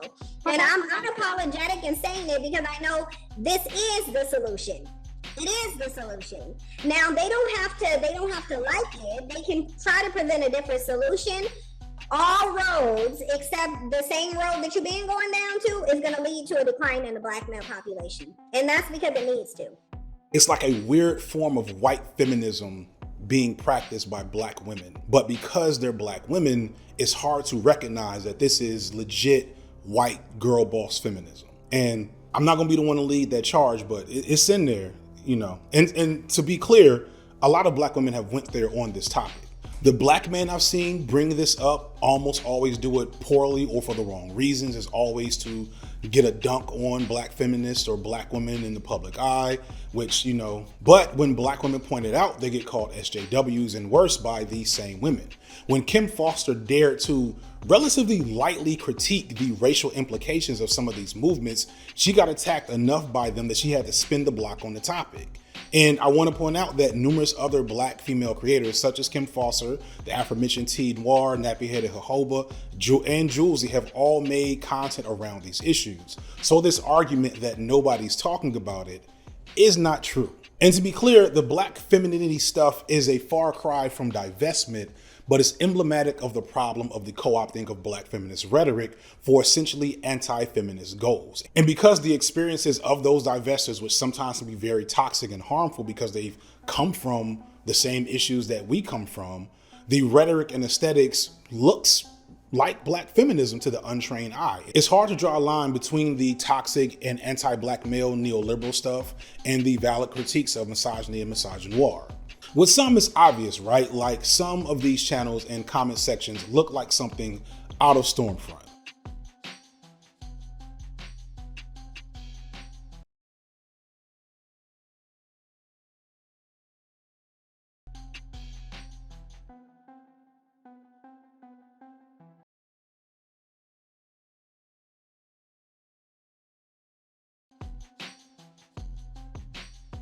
What's going on, people? This is a new addendum to the video because I had to take the video down because I'm pretty sure this section in particular was a little too spicy for YouTube with the overt racism. And I wanted to take a moment because I had a chance to get some feedback to respond to a criticism regarding this section that I kept seeing, which is that I didn't acknowledge Black femicide or intimate partner violence as an aspect of the divestor, movement. First off, I don't think that's true. I talk about the fact that, the divestment movement was built off of Black women tired of the issues that they engage with around Black men, but I wasn't very explicit. So I want to be more explicit here, but also provide a caveat. I've mentioned this video multiple times. Please go watch Intellectual Media's Black Femicide video for a thorough examination of the issue of Black women and femicide. Black femicide is an issue that is definitely a thing, that I'm not trying to obfuscate the role that plays in the way that Black women respond to Black men or men in general.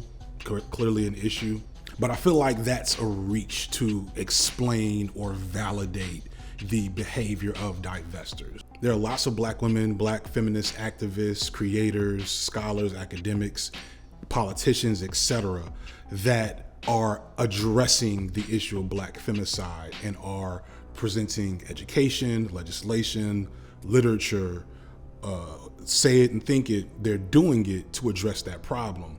They're not doing it while also advocating for aborting black males. They're not doing it while also being homophobic, transphobic, outright racist. You know what I'm saying? Like the divestors behave a lot like overt white supremacists, like literal Nazis. If you go to a 4chan board or Stormfront or wherever else, they do exactly what divestors do in their content. They will give you a story, horrible stories about black people, black men doing violence, in this case to white people. If you go to your typical white supremacist space online, the whole page will be full of black men, black women, black mob, whatever it is, does violence to insert white person, insert other person here. Like, those stories exist. They're all over the country.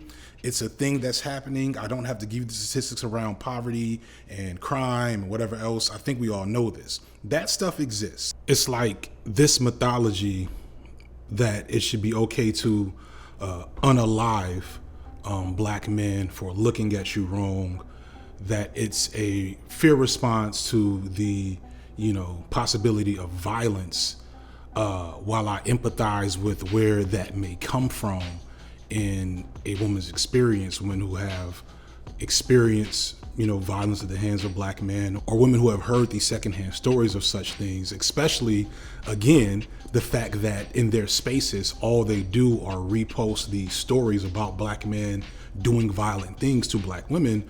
I get that, but I want to again let you know, this is exactly what white supremacists do in their spaces. This is how the police talk about black men. Police are quick to unalive black men because they fear for their lives based solely off the fact that a black man looked at them the wrong way. Like, that is what institutional violence against black men looks like. It is the exact same rhetoric.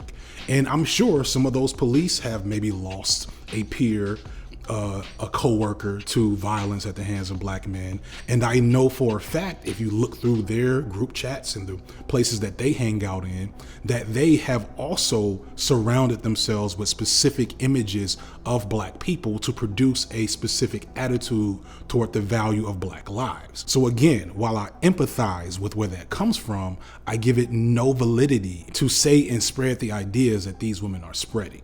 And the difference between divestors and black feminists who are addressing black femicide is that the divestors are trying to indicate that there is something explicitly violent and unhuman within black men that explains our behavior. If they even bother to do that, because most of them don't. Most of them are doing exactly what I'm showing you in this video. They don't really care about black women. They don't really care about black girls because that's not what their content is usually about. Their content is mostly about two things. One, how black women can divest, AKA get away from black people, get away from black men, and ideally for them, find a white man or at least a non-black man to provide hypergamy or wherever else. And by itself, again, like, do I approve or whatever? No, but like, I would not care. I would never have mentioned divestment had that just been what it was, because I have been hearing about that part of it for a couple of years now. But when I got to the other part, the advocacy for police brutality against black men, the advocacy for aborting black boys, the queer phobia, the transphobia, the ableism, the colorism, all the other shit that is indefensible, that's what I'm talking about. This video was demonetized because I quoted shit divestors were saying. And YouTube said, ooh, we can't let no ads be played over this. And that was light. I found way worse stuff that I kept to myself because I felt like I didn't want to be overly salacious in this section. Because I do, and I said this very clearly, but some people missed it, I do see divestors as a very small, relatively insignificant and unimportant issue that the black manosphere exacerbates to be bigger than it is because they're fucking stupid. But please don't try to equate divestment, which is basically built from white feminism, girl boss feminism, and white supremacy, to actually caring about black girls and women who are going through fucked up shit in black communities. It is very different things. And if you really care about those parts, you won't really be spending too much time calling niggas bullet bags. It's a whole different conversation. But with no critical engagement with the normalization of anti-black male rhetoric, nor a full unpacking of how black feminism is being co-opted, it can be concerning what critiques of black men get passes in the mainstream media with minimal pushback. All that said, let's be very clear. These manosphere dudes are now trying to label every black woman they have an issue with as a divester. When I asked about this on my Twitter, I had people sending me stuff that was just like, misogyny bad, black men do better. And it's like, no, nah, that's not divestment. That doesn't make the cut. Misogyny is bad, and some of these niggas need to do better. It's a difficult balancing act because both these communities suck. It's impossible to engage with the issues of one without the other claiming you as on their side. And both their fan bases are prone to toxic behavior, although the manosphere dudes have proven explicitly dangerous and violent at times, which is an important thing to keep in mind. But at the end of the day, both are coming from a genuine place of hurt and with valid issues that should be addressed. And it makes it almost impossible to address it. Further, if you look at the divester channels, there aren't nearly as many. There are only like 2 or 3 with more than 100K subs, and none of them will consistently get views on their video. There's maybe a half dozen other small channels. Is this space growing? Maybe. Is it anywhere near the level of the black manosphere? Not at all. When I mention divestors at any time, I inevitably get the question, what the fuck is a divester? Meanwhile, manosphere channels are pulling hundreds of thousands of subs and views a month. These manosphere dudes are telling on themselves with their concentration on this small niche group. Sure, they're awful, but it's 2 different levels of a problem. Yeah, I got a package. No! Get your dog! This section of this video is by far the biggest and most significant exposure that entire goofy ass community has had. Was it even smart to give them this attention at all? Cause they're clout chasing grifters like most of the manosphere dudes. But I feel like I couldn't make this video without at least touching on them. So you happy? There's another pause the video moment to tell me how I missed the point and how really divestors are the most dangerous threat to black people since slavery. And ladies, if you're watching, you can pause the video for your 4 or 5 viewers and call me a Dusty or Ashy or whatever, because I'm done with y'all. I'm never speaking on these women again. Because I'm dying to know how are you black women, how the black women are the cause of World War I and II. I just explained it earlier about opening goddamn mouths and snitching. There's a lot of shit that could have been prevented, but again, block you. One thing that has always confounded me is the manosphere or red pill's anti-simping policy. Now, like I've heard people say being a simp is bad because a real man should, you know, I guess have standards and shouldn't have to work for or pay for the attention of women or something. I'm not sure. The thing that throws me is that simping is bad, but only for women, it seems. Because if there's any bigger group of simps for non-women, it's niggas in the manosphere. It's just they don't simp for cool stuff like, you know, sex workers, titties, legs, ass. None of that. Shame, shame, shame to simp for that. But for other niggas, woo, they will simp all day. And they simp for these dudes for kind of the same reasons that any man might simp for a lady. They want attention. They want that person to make them feel good, to make them feel better about themselves, to entertain them, to fill them with a sense of joy that maybe helps them get through their day. It's just the, I don't know, I don't want to call it natural, but the urge to simp for a lady is somehow unmanly. But no, these dudes simp for grifters. They simp for men who quickly abandon them when the opportunity comes. It's embarrassing, really.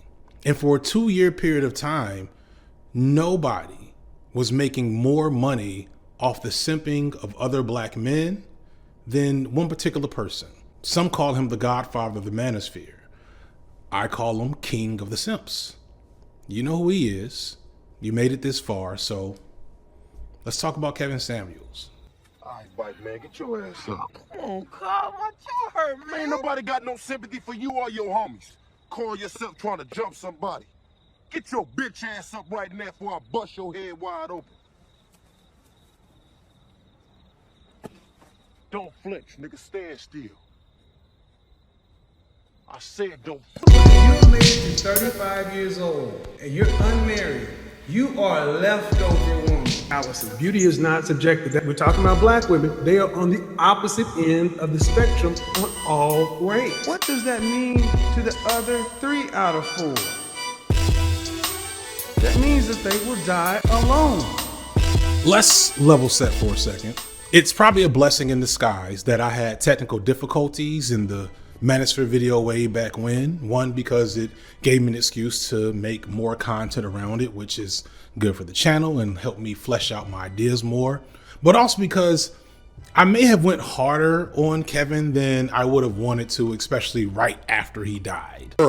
About this coon sellout ass mother. I got a little mask off on how I feel about conservatives in general and the very, very scary influence that Samuels was having on black men and black women may have made me a bit too passionate in the moment. I have never liked Kevin Samuels and always seen his presence in the public discourse around black people to be an overtly toxic one. One that so many people seem to not care about or notice. Or a lot of black people were telling on themselves and how conservative they really were, that they allowed this man's rhetoric to go unchecked. In a way, Samuels, through his admittedly good presentation, incisive wit, and tell it like it is church pastor persona, plus his good looks, managed to do something that I wouldn't have thought possible. He turned hundreds of thousands, if not a million, black men and women into simps for anti-black conservative talking points, something that nobody has been able to do to the level he did. It's been like one huge public L.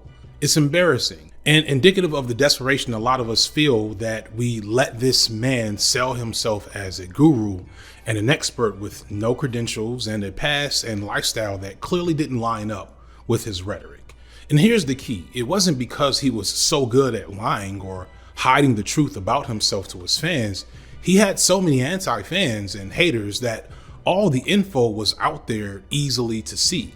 It's kind of weird. I thought everybody knew this, but he was a man who struggled financially for most of his adult life until he struck it big on YouTube. Oddly, there's a lot of his cult-like followers, and I do call him cult-like. Oh my God. They assume that he was always like wealthy. I'm like, no, yeah, he admittedly was like struggling. It's because his fans simply did not care. But for those who aren't aware, let me run down some evidence that Kevin Samuels was very much a fraud. It doesn't take too much digging to see that Samuels was not what he would call a high value man, which is a stupid concept to begin with, but I don't feel like getting into all that right now. However, the reality is that Samuels was very much a man that for most of his life struggled financially. The easiest evidence is way toward the beginning of his rising when he did an interview with noted culture vulture and snitch whisperer Vlad TV. Samuels clearly spells out what his life was like before YouTube fame. Yeah, a lot of things changed after that. I was working as in a research lab, and I enjoyed the work, and I decided to get a second job waiting tables at the Pappas Corporation. And that's kind of what led me into corporate sales, because I got offered a job as a waiter. Okay. All right, so then you joined corporate sales. I guess you were... It's so funny because when you look at Samuels' face right here, he knows he just said a bunch of shit that don't make no damn sense. Like, in what world does being a waiter lead to telecommunication sales? He said he already was in sales at some point, so maybe that makes sense, but revealing that he was also a waiter just kind of further destroys the mystique he's been building. I don't know too many high value men that take on a second job as a waiter in order to, you know, live life to the fullest, or more than likely just make ends meet, maybe pay child support. I'm not sure. He also reveals that he had been divorced twice and had an adult daughter, which greatly conflicts with his rhetoric on black people needing to be married, and the need for black families flies in the face of his own capacity to do so. Further in this short section, he admits that he never finished college and jumped around various low-level direct telemarketing sales for, I'm assuming, 30 years or so until he started his YouTube channel. Like, he talks about the dot-com bubble like it was recently. That was in the 90s. That was in the mid to late 90s. And we're not talking about some high-tech job. We're talking about MCI, business development, where he's probably selling, ad space or phone services. Think Sorry to Bother You, like that's what we're talking about. This was not a job that a high-value man would have. Now, there's numerous other rumors around his family that make it look even worse, but I don't want to get into all of that because I can't verify what's true and what's not. And it's not necessary to get into the uglier parts of his past to prove that the person he was putting in front of the screen wasn't real. The jet setting, the lavish lifestyle he says he lived in his content is highly specious. He definitely made probably over millions of dollars since blowing up in 2020 in that 2-year span. But you can just look at the scenery in his videos and the lifestyle that he seemed to be living in 2018, 2016, 2017, when he first started doing YouTube, to see that the Kevin Samuels that we see as the Godfather didn't exist then. 1, 2, 3, 4, 5, 6, 7. Welcome to another edition of Life and Style by Kevin Samuel. Again, if you like what I'm doing, what are you going to do? You're going to go ahead and click that YouTube subscribe button because it doesn't cost you one dime. It helps me make pennies. And again, you're going to forward that out to as many friends, as family members as possible. And just help me keep bringing this great content to you. Bad haircuts, struggle suits, bad sound and lighting, and a general awkwardness. That's who he was until he found the right grift. And his fans and sycophants knew this. They knew he wasn't what he seemed because while the video evidence isn't there of the exact moments, Samuel started out his YouTube career seeking entry into the first wave of the manosphere, where he was summarily rejected early on. Kevin said, and Kevin said, and Kevin said, and Kevin said, and Kevin said, and Kevin said, and Kevin. And what about Kevin? And Kevin doing good work. And Kevin, and Kevin, and Kevin, and Kevin, and Kevin, and Kevin. You the same niggas that was ready to dive in anybody's ass that even mentioned the word marriage. You the same niggas that was ready to curse black women out the moment they asked if you believed in black love. And I'm gonna tell you right now, if you co-sign Kevin, I don't give a fuck if you're cool with me. If you've ever talked against marriage and you co-sign Kevin, you're a fucking hypocrite. They insulted his masculinity and derided him for his Eurocentric fashion aesthetic. Now, the second wave of the manosphere is shaped in his image, but they knew the truth too. They all saw these old videos. Without further ado, 1, 2, 3, 4, 5, 6, 7. Welcome to another edition of Life and Style by Kevin Samuel. Again, if you like what I'm doing, what are you going to do? You're going to go ahead and click that YouTube subscribe button because it doesn't cost you one dime. It helps me make pennies. All right, we got to talk about this real quick. Number one, the countdown, the 1, 2, 3, 4. This is something that he used to do on all of his old videos. To me, this is the worst kind of sipping, when you know that someone is lying to you, but you buy anyway because you want to believe. Or maybe you're too dumb to know you're being lied to. It's like going to a strip club and you really think the stripper likes you, or you know the stripper is just doing their job, which is perfectly fine, and you keep spending money anyway. Also perfectly fine, unless you're the type of person to say, don't simp, which, again, gentlemen, what were you doing these last 2 years? But being a fraud isn't really my issue with Samuels. It's the contents of his message that bothered me. One thing I don't think a lot of his fans fully got was Samuels' conservatism, with a capital C, which is evident to any person, not just a leftist, but people like leaning left, when you pay attention to the way he talked about marriage and women. It's not uncommon to hear someone say that black people are conservative, and I do believe this is true to an extent. However, it doesn't truly mean what many people think they're saying when they say conservative. We don't really look at black folks like this, but there's a lot of black folks who are conservative. I think conservative for us is very different because our American political system, whether they're Democrats or Republican, they are conservative relative to our position. But within blackness, there's ways of being conservative and there's ways of being progressive. It's not always a thing all the time.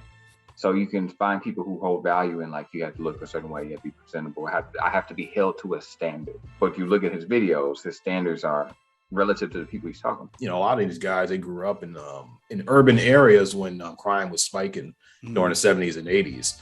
So that's when they came of age. So they do hold that view that, you know, the greatest barrier for racial inequality for Black people are Black people's behaviors. Right. And that's an ideology that's Gen still X, you know, bullshit. Yeah. Respectability politics. Yeah, and that's why I call them conservative. When someone says Black people are conservative, what they're getting at is that Black people have a lot of reverence for traditions and cleave to older proven ways of living and thinking and look skeptically at change. That's lowercase conservatism. And this is greatly because following a traditional cultural path and norms proves safer than challenging the status quo if you're Black. Doing something new as a Black person is a good way to stand out, and standing out as a Black person is a good way to get killed. But that's conservatism with a lowercase c. With a capital C, that's a bit different. That's when Black people cross a threshold from believing in the value of tradition to explicitly enforcing it, or worse yet, actively playing a role in holding Black people back, holding us to positions we've always been forced to occupy in this country. That's where we get Black Republican grifters that usually pop up because conservatives with a capital C are coon, sellout, ass, mother Candace Owens, Herman Cain, Larry Elder, Jesse Lee Peterson, and the father of this wave, one of Kevin Samuel's favorites, Uncle Tom Sowell. In fact, you can observe Sowell's own racism is our fault rhetoric all through Kevin's opinions on fixing Black people and the Black family, ignoring the reality of white supremacy. He even admired your favorite racist uncle, Jordan Peterson. Anybody in here familiar with Jordan Peterson? No. Dr. Jordan Peterson. Dr. Jordan Peterson, he's a psychologist out of Canada. He made a big splash by rejecting a mandate from the government of Canada, basically saying that you have to call somebody by their designated pronoun that they chose. Early in his YouTube career, before he could afford a decent fitting suit, Samuels appeared on the Brian Anthony Logan show. Logan being the classic brown-nosing, Trump-supporting, thin blue line, flag-waving type of guy himself. On the show, he talks about how he used to listen to Rush Limbaugh and other corny, ridiculous nonsense. I started out directly conservative. I watched Rush Limbaugh back in the days of the Colorful Times in the early 90s and the Big Rush. How many of you guys, in your own experience with women, have learned that no means yes if you know how to spot it? Al Sharpton goes out the front door. Yes, I spoke a little Negro dialect there. I can do that when I want to. Would you rather have ABL, a neighborhood of ABLs, or would you rather have a neighborhood of Pookies and Ray Rays? Because you can't have both. See, I'm a Black person, and I have roots that go all the way back to slavery, and I can tell you what my people went through. Now, I was born in a place called Rand, West Virginia, 95% white state. My grandmother would see the KKK in person. They never heard her or anything. Matter of fact, they would bring toys and food down to the Black community in Christmas time, and also I think on the 4th. Who do you want next door to you? As soon as I could register to vote, I registered Republican. And an entire family full of Democrats, Baptist upbringing, church, very family oriented, church up and so forth. People ask me, why in the heck would you register for Republican? Your family's Democrat. I'm like, yeah, you are. But I believe in smaller government, laissez-faire economics. I'm a hustler. I'll make it. I'll choose. But it's acute in our community to the point of where we don't even recognize each other as worthy of listening to. If you're a conservative, you're a coon and you're a sellout. Just regular Black folks. We're the regular people. Yes. I don't know what the hell else is going on. I'm regular. I'm normal. This is what it was. I grew up in the Cosby era when you ran home to watch the Cosby Show. I saw Sidney Poitier. So we're the norm. This last 20 years of gangster rap and sagging pants, okay, that happened, but no, we're it. This video's been out there for years. It's not that old where you say, well, maybe he changed since then. It's just old enough where you know that's legitimately who he was years later when he became famous. He was just afraid to show it because he knew it wouldn't fly with much of his audience. And I had never seen this before I started researching to make this video, but I knew I would find stuff like this as you can hear it in the way he's always talked about Black people. He doesn't really like us. He's talked bad about Black men and Black culture pretty much the whole time he's been getting attention from us on his channel. How black men wearing their hair a certain way keeps them from greater success, insinuating that black women can't be pro-black without husbands, that black women who are single mothers are leftovers and second-class citizens. Samuels played the greatest hits of this coon sellout ass mother. And that's what made him so dangerous, because he was really presenting a case study in how to sell black folks on conservatism with a poison pill. But that still begs the question, how did he do it? How did he get so big so fast? In his earlier content, Samuels was selling himself as an image expert and hoping to sell his services to real high value men with perfume reviews and different style things like that. But he quickly realized that real high value men did not hang out in the black manosphere. But understand, if there was one skill that Kevin truly had, it was being a salesman. So he did what any good salesman would do when he hits a wall. He pivoted. In a nutshell, Kevin Samuels was the black manosphere in a suit. So compared to other content creators, past and present, he was much more polished. So he was very articulate. Conventionally, women would see him as like an attractive guy. He wasn't like this, this old fart who would just like mad at the world. He wasn't a young, naive guy. Patient, like he knows the power of appearance and how like wearing a suit, being dressed up, give him, gives him the I would say the visibility, what was I trying to say? Authority. The command of authority. And so, I mean, that was different. He just put much more effort into his appearance than other people would. He was just really articulate, which is something skill that not everybody had. Even though he was polished, he could still be combative, but not in a way that it's like, oh wow, like Tommy Sotomayor, who was just really unhinged. So he was much more level-headed. So I think that's what made him so different. My wife's friend compared him to a pastor, right? Yeah, he grew up religiously. Yeah. I would also add too, he was also pro-marriage, and that's important because the manosphere is largely anti-marriage. So that's why when you look at Fresh and Fit podcasts, they tend to have like young, immature girls, and they have these very juvenile conversations.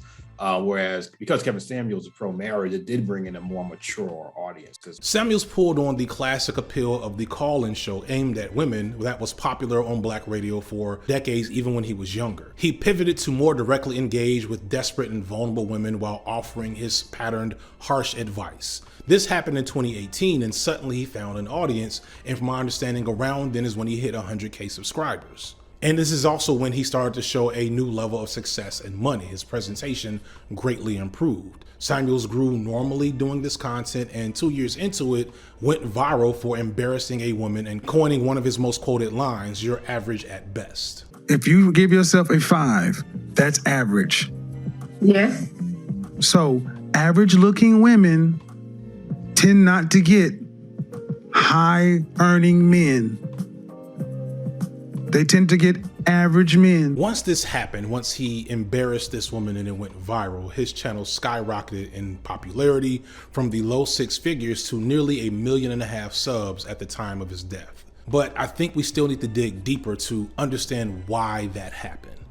Kevin Samuels is what many might call an authoritarian. He does not really allow for criticism of him or his arguments or beliefs to happen on his time or his show. He presents himself as an absolute power and authority in his space. He speaks with confidence and decisiveness. He presents well. If European fashion sensibilities and off-the-rack clothing are your thing, then to you, he'll come off as traditionally hegemonically masculine. And thus, without knowing it, there was a great desire for what he had to offer, even if it wasn't good for those consuming it. A study in the Journal of Personality and Individual Differences in 2018 found that certain features of one's personality, such as openness to new experiences and having a worldview that perceives greater danger, predicts a higher likelihood for leaning into authoritarianism. St. Andrewism did a great video on the mind of an authoritarian, and some of the examples he points out make sense here. People who are prone to authoritarianism ignore blatant contradictions and double standards. People who are authoritarians cling to us versus them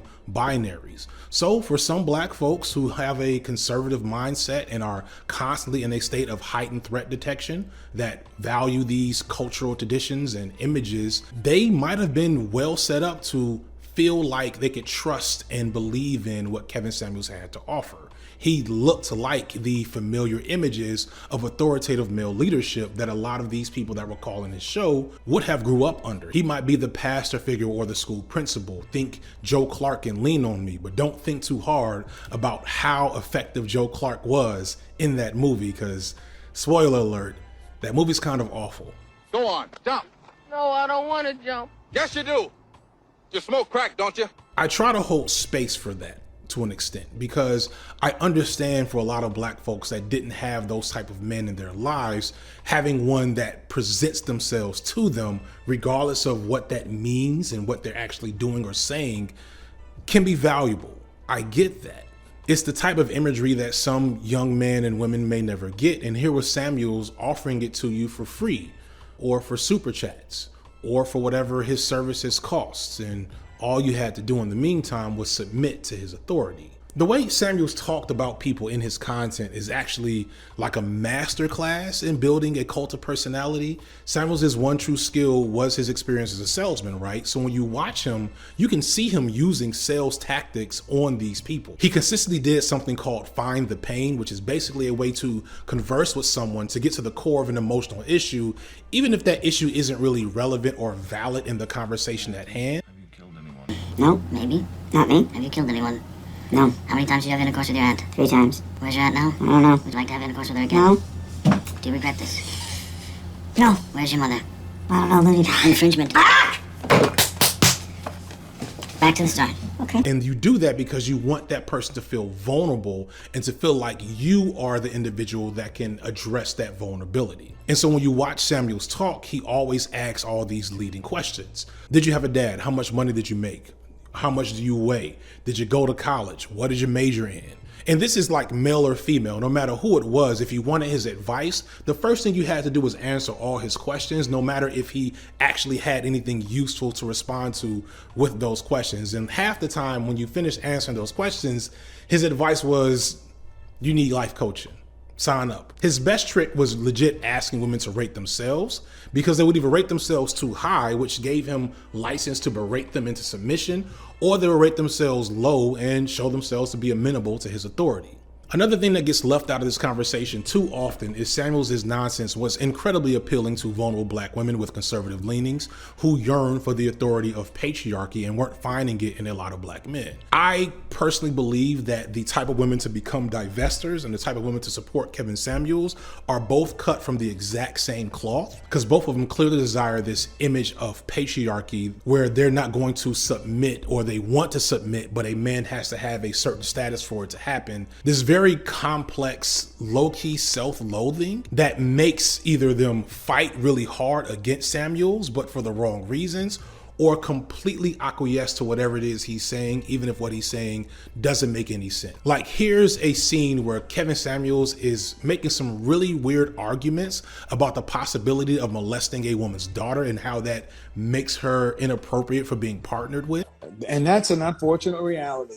That's going to prohibit you more than anything else, the kid. And I'm not supposed to say it, but it's the truth. How do you think you can make your child an asset to the kind of man you want to marry? How can I make my child an asset? To the kind of man you would want to marry. Let's say you and I were to get married. You got a daughter, right? Mm-hmm. Let's say we have 2 kids together. Mm-hmm. And your child is 5. So 10 years from now, your daughter comes home and says, Kevin looked at me getting out of the shower. What happens next? The relationship would have to end. Huh? That's not something, the relationship would end immediately. Because your daughter said I looked at her getting out of the shower. Why would that person even be close to the bathroom to see her? Mm-hmm. That would be the thing. You have to defend your seed. You have to defend your child. Mm-hmm. But you also remember you got 2 of my kids. Mm-hmm. So that means I should never listen to it. That means I should avoid women like you, because off the rip, your desire to defend your child blew up. You got 2 of my kids, and off rip, your protective instinct says fuck everything, including those other 2 kids.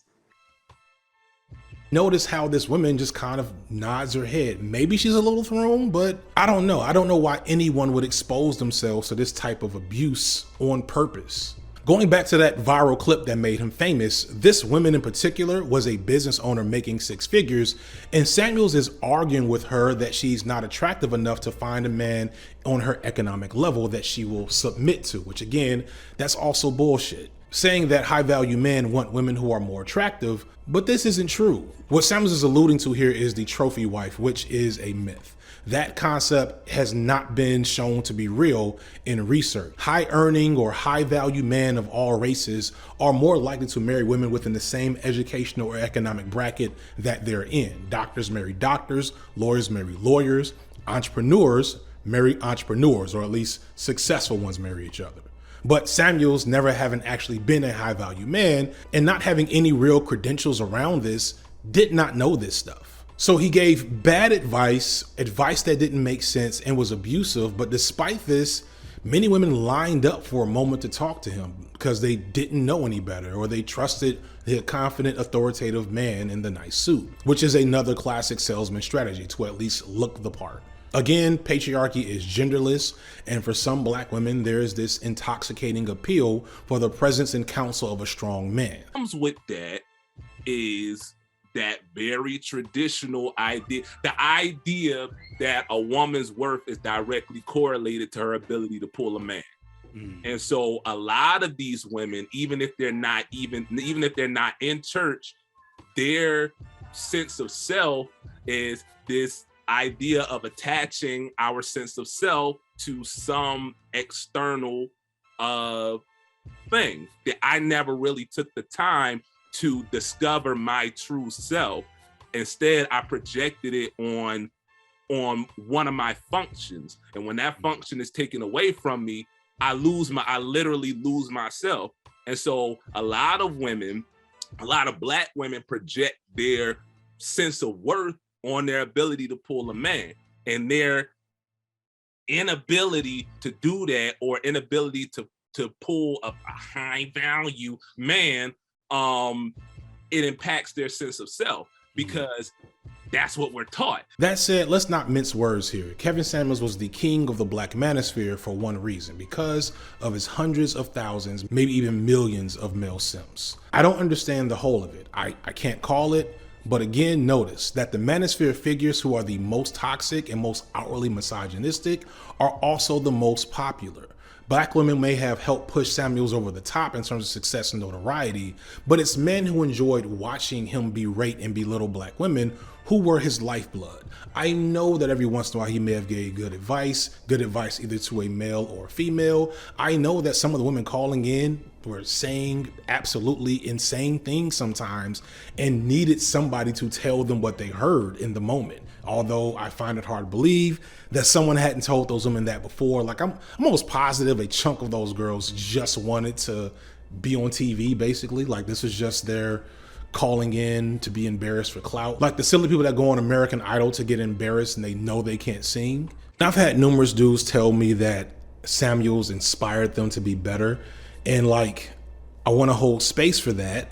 And I'm sure that is real to a handful of those dudes. But Samuels didn't get 1.5 million subscribers for his inspirational quotes. He didn't get 1.5 million subscribers for the moments where he gave good advice to people.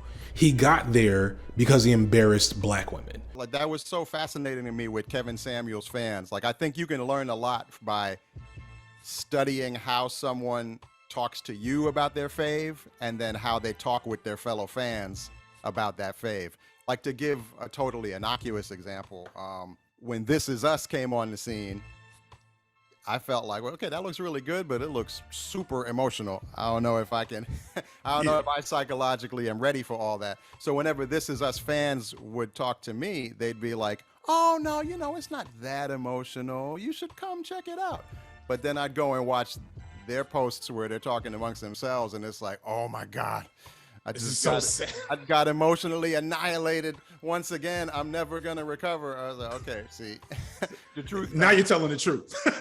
and that again, that's totally innocuous. And I'm sure This Is Us is a good show. But you see the same thing playing out with Kevin Samuels in a less than innocuous way, because when you ask them about Kevin Samuels, they'll say to you, well, no, come on.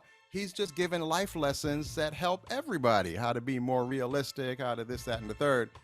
But as soon as you go to their page and they're talking to other Kevin Samuels fans, it's like, yo, did you see how he knocked that girl down a peg? People always say is that, I think I'm trying to remember what people said in his videos, is that now they're like, oh, y'all always have standards for men. Now you know what it feels like to have somebody say, oh, well, here's what you're rated as. You can never see me because of blank, blank, blank. I think that's what I've seen people say. So I get the pain point of the niggas ain't shit rhetoric. I get the catharsis for a lot of black men seeing another black man push back against that. But it doesn't excuse the problem that he presented. It doesn't excuse the fact that he was a fraud. It doesn't excuse the conservatism.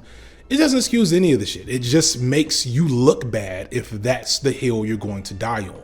That you'll take all these awful pieces of rhetoric, these ugly moments, and take that as long as it means that somebody who is not you has the power to talk back to a handful of black women that you never talk to yourself. New challenger. There was something that came up to me in the last couple of days that I wish I'd have initially put in the script to further illustrate the anti-black nature of Samuels, and specifically how his misogyny is such a key ingredient to his success. I talk a lot about conservatism. I obviously don't like conservatism. I definitely don't fuck with Republicans, especially black Republicans, and yada, yada, yada, right? But I don't want to conflate that with black men who just have traditional lifestyles and experiences in their home lives and their relationships, their families, their children, etc. I feel the need to consistently say this. While I'm not a conservative, I live a very regular ass nigga life. I am not non-binary. Me and my wife are not polyamorous. We're raising 2 boys. We're raising them as boys until further notice. As much as I align with leftist politics and policies, my alignment with them is more about wanting people to have the freedom to self-determine how they seek to choose to live their lives. It's not an explicit denigration of traditional ideas of living, except for the many ways in which those traditional ideas seem to always want to limit and oppress other people from living life the way they deem necessary. And that's I would need a lot more time to unpack that, and I'm not going to do it here in this long ass video, but I wanted to bring up an example that kind of illustrates the dichotomy of how there's people that are conservative and still serve righteousness to an extent, and then there's niggas like Kevin Samuels. And to illustrate this, I wanted to bring up Jason Wilson. Some people may have seen Jason Wilson. He's went viral a couple of times. He's a karate instructor in Detroit that has for years talked about masculinity and raising boys to be more emotionally aware. He's talked about his very traditional marriage, how he and his wife have managed a traditional normative lifestyle while still being progressive in the way they address each other and address their problems. Now, I don't know Jason Wilson's politics. It may end up that he's doing some fuck shit on the back end, and I'll have to hold that L after the fact. But everything I know about this man just shows that he genuinely cares about black men and boys, and he does this without the need to denigrate black women or women in general. And unsurprisingly, he is much less well known among the weak ass niggas of the manosphere than a Kevin Samuels. If you look at Jason Wilson, that is a traditionally masculine looking man. He has got the beard, he does karate, he's clearly a solid dude. He does not feel the need, because he's secure in his masculinity, to denigrate black women or to be showy or extra or alpha or dominate on people and all the other bullshit you get from the manosphere. It just exudes from him. And I wanted to point that out because I know a lot of conservative black men that may not understand the necessity of every leftist stance that I understand, but that I can at least respect is righteous in their intention. So if you are in need of a classically masculine figure to usher you along the way in improving your own sense of self and your own sense of masculinity, I suggest hollering at Jason Wilson. You'll probably come out of it way better than you would following any of the niggas in the manosphere, especially Kevin Samuels. Just trying to throw folks a bone here. And back to the video. If he didn't make fun of black women, you wouldn't know who he is. And most of his fan base wouldn't have cared. He'd be like the other thousands of well-dressed black men on YouTube offering fashion advice, and very few of them have over 1 million subscribers. And it deeply saddens me that this man was celebrated for this nonsense, for these regressive messages to black men and women that basically told us that we weren't good if we weren't aspiring to a way of life closer to whiteness as possible, that women shouldn't aspire to education and viable and positive career aspirations, that they should only seek marriage as validation, that black men couldn't be whole without fathers in their lives, and that dreadlocks or Jordans are clear examples of how black men are lesser than their peers who dress better. He took respectability politics and pushed them to the limit with zero pushback because he had an army of simps defending him at every situation, saying that he was misunderstood or taken out of context or really didn't mean that, or you're just focusing on the negative stuff. You don't want to focus on the ways in which he just wanted to help us. And it's just like, all I hear is like dudes saying, yes, can I have another? Like, that's all I hear from y'all. Speaking of people being domed by this nigga, with his success came a wide acceptance from the same first wave of the black manosphere that rejected him.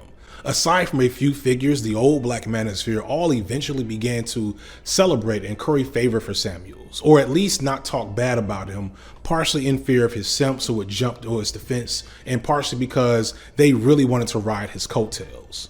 Like I said, when Kevin Samuels had 100,000 subscribers, you saw a lot of YouTubers, some who never even showed their faces or had a lackluster background, start wearing suits and then start decorating their backgrounds. You know, that's still going on. I think everybody's trying to be the next Kevin Samuels because just how popular. He was the most popular person to come out of the black manosphere. Like nobody had. Margin. It's clear that Samuels was going to be maybe the first figure from the black manosphere to make it off of YouTube and into the mainstream. Samuels had already had a few appearances on significant podcasts such as No Jumper and Joe Budden, but he also in the past year interviewed Nicki Minaj and popped up in a Future video. And 1 week after he died, he had his biggest mainstream moment in a cameo appearance on Atlanta. It was only a matter of time before he was, I don't know, maybe hosting a talk show or a radio show, or maybe popping up on Fox News like his homeboy Thomas Sowell. And the funny thing is, the most like embarrassing part is that if you pay attention to the way he was showing up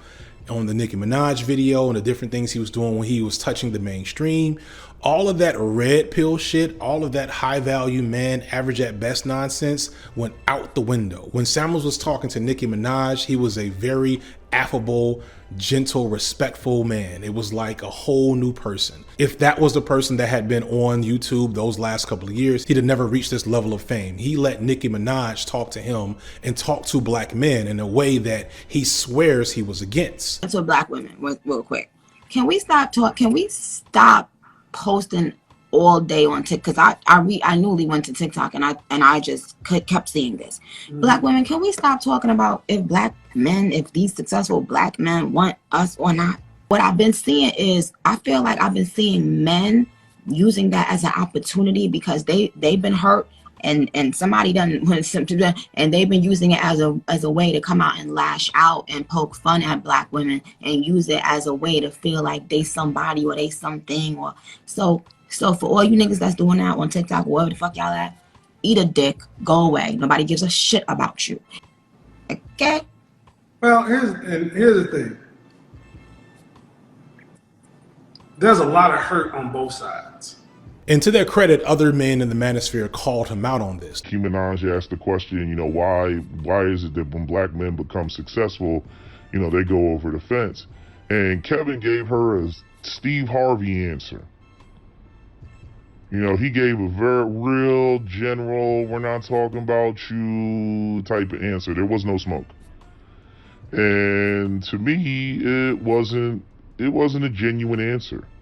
I don't think the show was about interviewing Nicki Minaj. That would be something that she would have to agree to, which she probably wouldn't agree to, and it would be smart for her not to agree to it.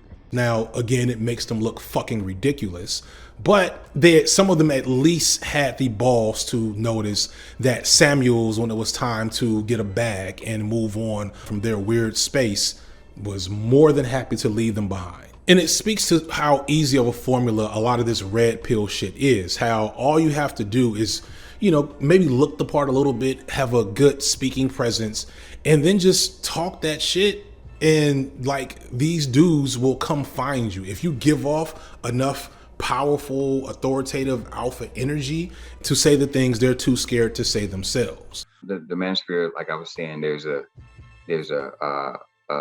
hegemonic drive, if I could say, that's not coming from us, but what society demands this sort of imagery of us.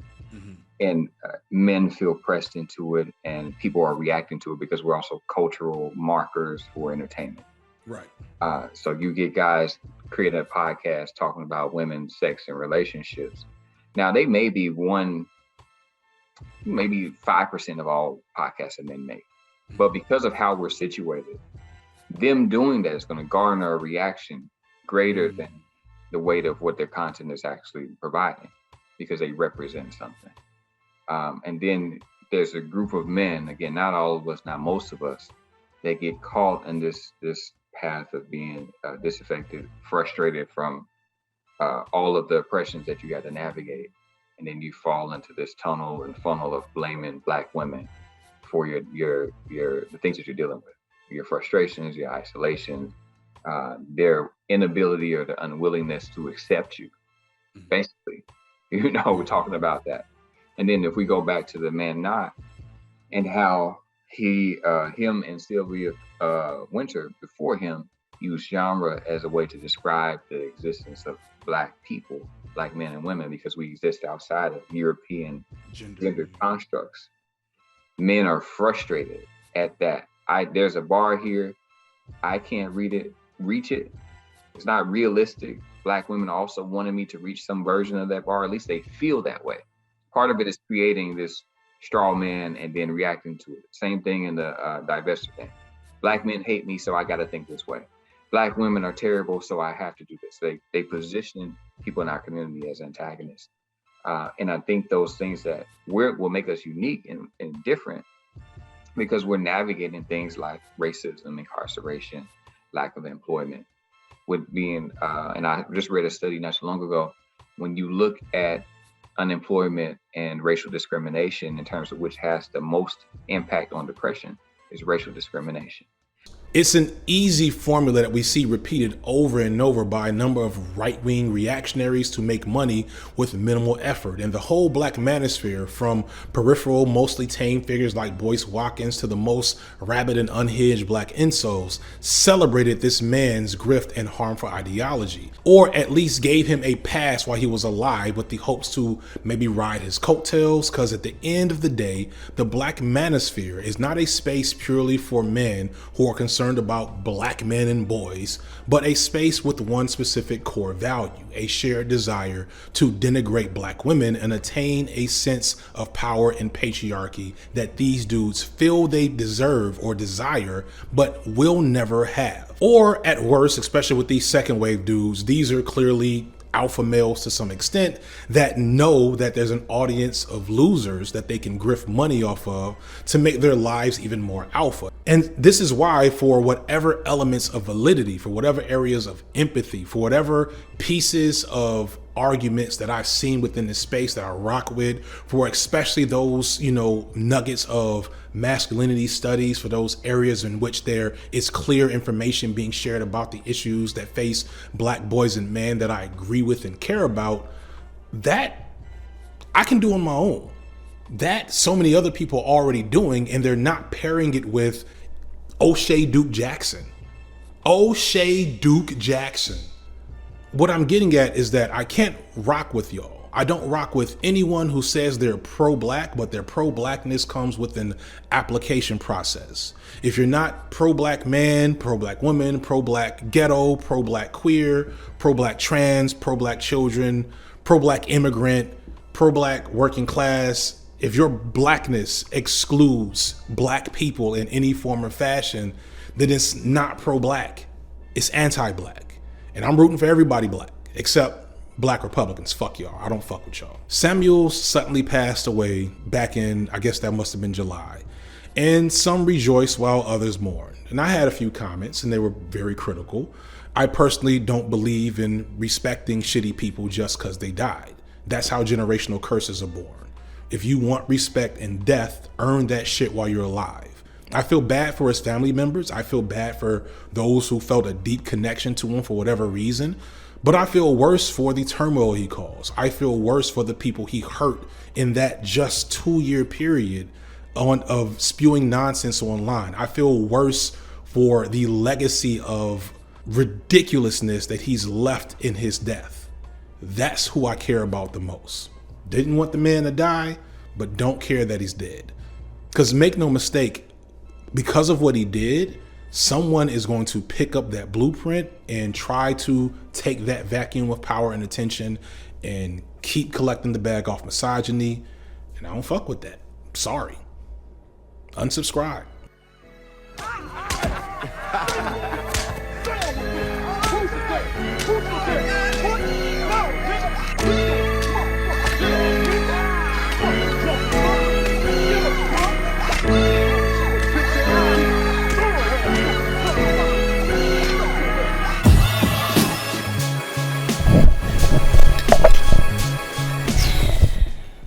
So I have a script written for this section and I'll probably get into it, but I just wanted to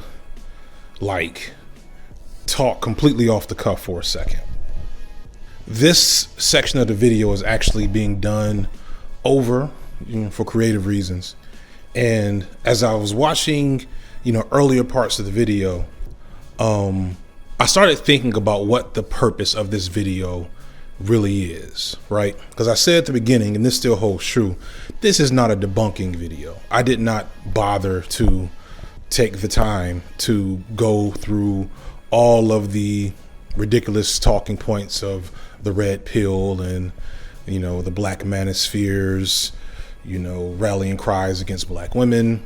I am not interested in debunking gynarchy or any other type of nonsense that this space takes very seriously.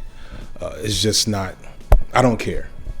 The thing that is very clear from my perspective, especially in the engagements I've had with Black Manosphere fans and a handful of Black Manosphere creators, is that these guys aren't stupid. They just have their beliefs. Well, some of them are stupid. Some of them are really fucking stupid. But in general, these are not dumb people. These are not people just ignorant to the facts. They know the same things I know. Some of them have read the same books I've read, but their standpoint, their experiences in life have led them to a different outcome and interpretation of what those things mean. I already have a decent amount of Black Manosphere fans that watch my stuff. And those that watch my stuff either watch it and get it, watch it and disagree, or watched it and decided it's not for them. There's nobody in the middle here. There's nobody whose mind is going to be changed with this video. This video, and most videos like this, are exercises in ideation and examination. They're, knowledge building to an extent. And surely there's going to be some brothers that watch this video and maybe snap out of it and see a different perspective, or at least look at what the Black Manosphere looks like from the outside looking in and think to themselves, well, maybe I don't want to be bothered with that. I don't know. But the dudes that are really about this life, there's nothing I can say to them at all, right? And I'm okay with that. It's sad to an extent, it's frustrating to an extent, because despite the joy I have taken in taking the shots I took in this video, I empathize with a lot of these dudes and what it took to get them to this space, but I had no real hope to change the world with this piece of content. And a perfect example of this is in the fact that Hassan, a well-known streamer, debated Andrew Tate just a couple of weeks ago and demolished him, made him look pretty dumb and stupid. He had to take a smoke break in the middle of their conversation. Andrew, do you believe? Well, you didn't really prove anything, but it's cool. Do you believe the Earth is flat, or do you believe the Earth is spherical, round? Aldi has his headphones on. Oh, he took his headphones off? He gets very stressed sometimes, and Yeah, yeah, it's cool. It's important, Sometimes you can't take the heat. Sometimes you can't take the heat, so you gotta get out of the kitchen a little bit. Because like most of these manosphere dudes, when challenged with the perspective of their ideas by somebody who knows how to manage that energy in the moment, he crumbled. Destiny, of all people, has been doing a debate tour with Sneako. I feel like there's been like 5 or 6 videos, at least, that have popped up in my feed of him making Sneako look stupid and calling into question the ridiculousness of his ideology. And it doesn't take much to find examples of these manosphere dudes talking to other people, other men, about their ridiculous ideas and having those ideas be exposed. Has that changed anything? Has that stopped Andrew Tate? Has that stopped Sneako? Of course not. And I knew this from the beginning of starting my channel. So then that brings me to the people that are already on board with where I am, where I stand, and what I have to say. Part of that is just being happy that there's black men representing a different perspective of how black masculinity looks and works in the world. I really think Martin hit the nail on the head at the very beginning of the video when he talked about how it's really nothing black men can do to be the true authors of their own story at a mass level. We are always going to be thugs and gangsters and misogynists and whatever else. And it's because that energy and that imagery is so viable to a mass market that a guy like a Kevin Samuels or guys like Fresh and Fit can amass significant followings and wealth doing this type of regressive, offensive shit. It's ingrained not just in the patriarchy and misogyny and their rhetoric, but also the special element to having black men perform that misogyny. There's a reason why there's never been a white manosphere figure that really takes the misogyny to that level, and that's all they're about. I can't think of a single one where explicitly their appeal is this performance of patriarchal misogyny and denigration of women, right? I think Howard Stern maybe is the closest thing ever, but Howard Stern was all over the place, and that was a very different time. So yeah, it's meaningful for me to have amassed this platform and gotten as many subscribers and looks and views as I've gotten, and have never up until this point really engaged in this topic, have done it without displaying and performing misogyny. And every other day I wonder how long I have before the bottom falls out, because I'm not supposed to be here. I've documented that numerous times. But understand, as I've said many times before, and I know some people push back, I am not special in the way I think about and see the world. As a black man, I am not unique. It's just that brothers that see the world like I do and move like I do and speak on topics the way I do don't usually get to hold a microphone.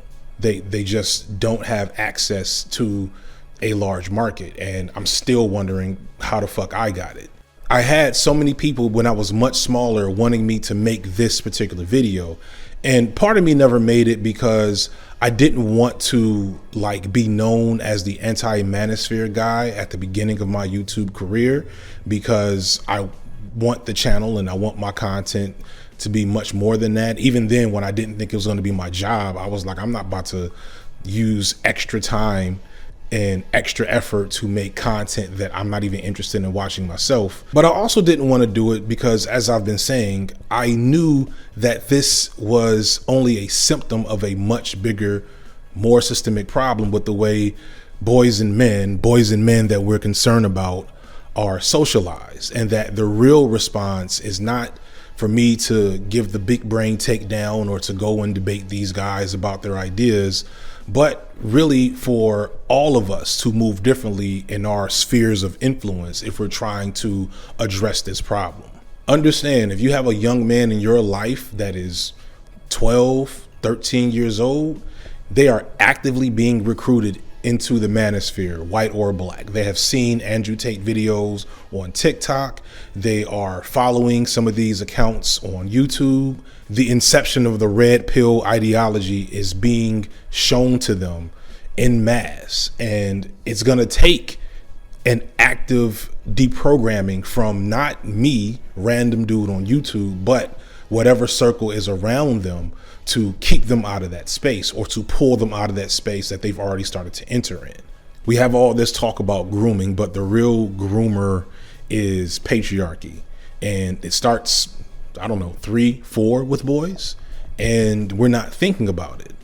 If you do desire to have content that helps directly engage with deprogramming, or at least can spark conversations or provide details and ideas to start at process, Noah Samsen has compiled, I think now 21 videos by a variety of content creators to help deprogram people being drawn into the manosphere and provide some better perspectives for young men. I also want to recommend Innuendo Studios' Alt-Right Playbook series, specifically the video on how to radicalize a normie. That video isn't specifically about the manosphere or the black manosphere, but it very effectively points out the process for how certain individuals are more vulnerable to being radicalized into certain online spaces. And that brings me specifically to black men, because the thing that I think we need to get is that so many young men and boys are going to have a phase where they get introduced and possibly even sucked into this space, regardless of how well you are protecting them from it. The biggest factor to that outcome isn't a good debunk video, but the support system around that person in that moment of time. Not just support though, but also community. I talked to Dr. Candace Nicole, got it right this time, for another video coming up, and we touched on this particular topic, and she said something that really made me think about this whole issue differently. Let me say this though, they need community. That's what I mean. So, right, like the support is one thing, but support and community are different. Support is like, you got this, but you can't belong to our community because you're going to fuck it up. We don't want to be affiliated with you though. Like, we going to support you charitably from afar. Yeah. You know what I mean? They need community to be like, you don't got to be perfect to belong to us. We're going to keep correcting you if you want it, but we love you and you're here. Yeah. You don't got to put on like that to be loved by me. I just want to say that. Like, you don't got to be put on like that to be worthy to me. Them niggas you got to prove it to, not me. So when you're ready to be in a community where you don't got to do all this performance to be welcome, that's my community. You know what I mean? Like, that's the intervention. So yeah, I'm still not going on none of these shows. And so what she's getting at here is that on top of more resources, more support, and family and friends rallying around these young men, we also need men, young men, brothers like myself to be illustrating and exhibiting the fact that performing masculinity and being a real man does not have to include this type of performative, regressive, toxic behavior. Because I guarantee you, I know this from personal experience, the vast majority of toxic behavior that you see in young men and boys isn't from an innate sense of malice in these people. It's from this feeling, this fear that so many men have, that if they don't behave and perform in a certain way, that something is wrong with them, or that they will be punished for it. Stuff I talked about in the previous Manosphere videos. And so for black men in particular, where there are threats all around us and support completely absent in those situations, yeah, shit gets deep. And that lack of support and resources creates isolation and depression, and it goes unchecked. And sometimes even when the resources are there, they're not what they need to be. I've talked before about the fact that saying go to therapy is not as simple as that sounds. It's kind of dismissive because, one, therapy is hard to access for probably the vast majority of Americans, especially right now. And then there's so many therapists that just simply aren't well equipped to engage with black men who are trying to unpack their experiences and their traumas under patriarchy. They're wanting them to come in and just throwing bell hooks at them the first week of therapy. And it's no, you got to work up to that shit, people. This is one of the reasons why I want to shout out Martin X's organization, which explicitly is about supporting black men. He also provided what I think is a really strong list of warning signs that you're getting involved in a toxic anti-woman space. I think if you, I'm gonna read out this list, and I think if you have the majority of these things going on with your content, you're in the problematic part of the black manosphere. And for one, is the glorification of European beauty standards. I would say disregarding hostility at the concerns of black women, or implying or encouraging hostility. Use of caricatures to describe black women. Using creation of terms and language. It's a technical one, but I feel like it's important. Having social media echo chambers. If they're trying to like isolate you into, again, the Twitter, the YouTube, TikTok, especially if it's monetized too, it's just, there's an interest there aside from just giving you like positive content.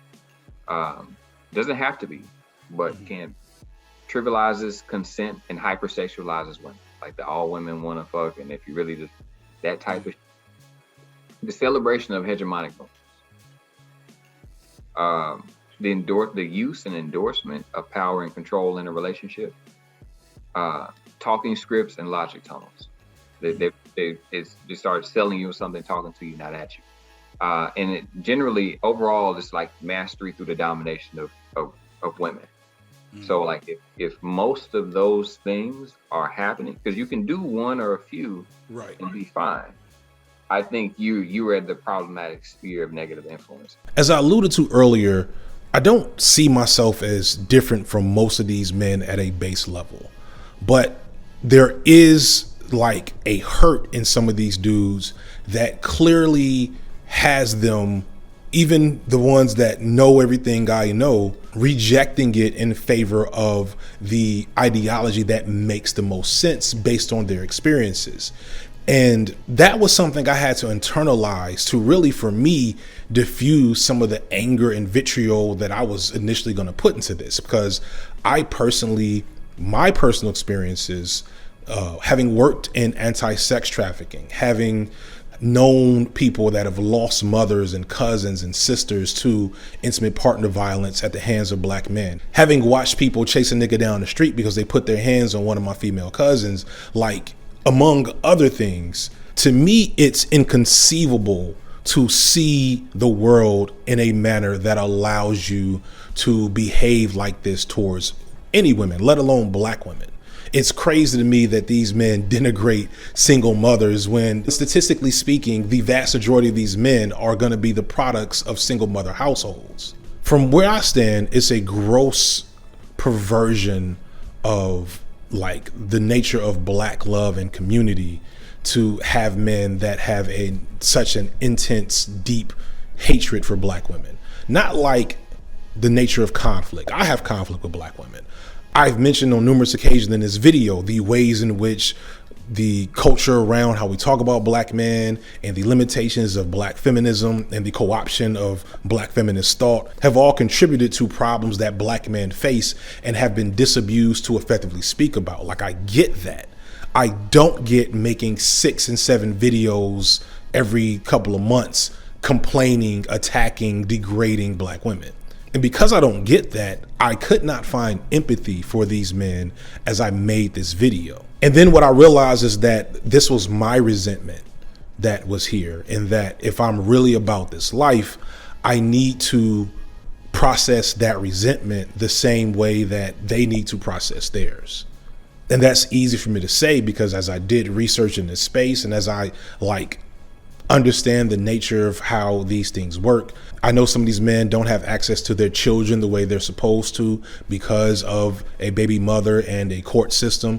I know that some of these men are victims of abuse, physical and sexual, and have been disallowed to engage with that victimhood because black men aren't allowed to be victims.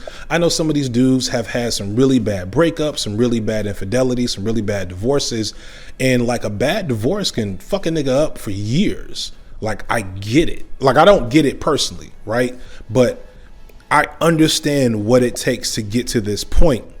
And so I'm deciding to try to love these dudes through that, but also despite what my homegirl Candace said, from a distance that works for me.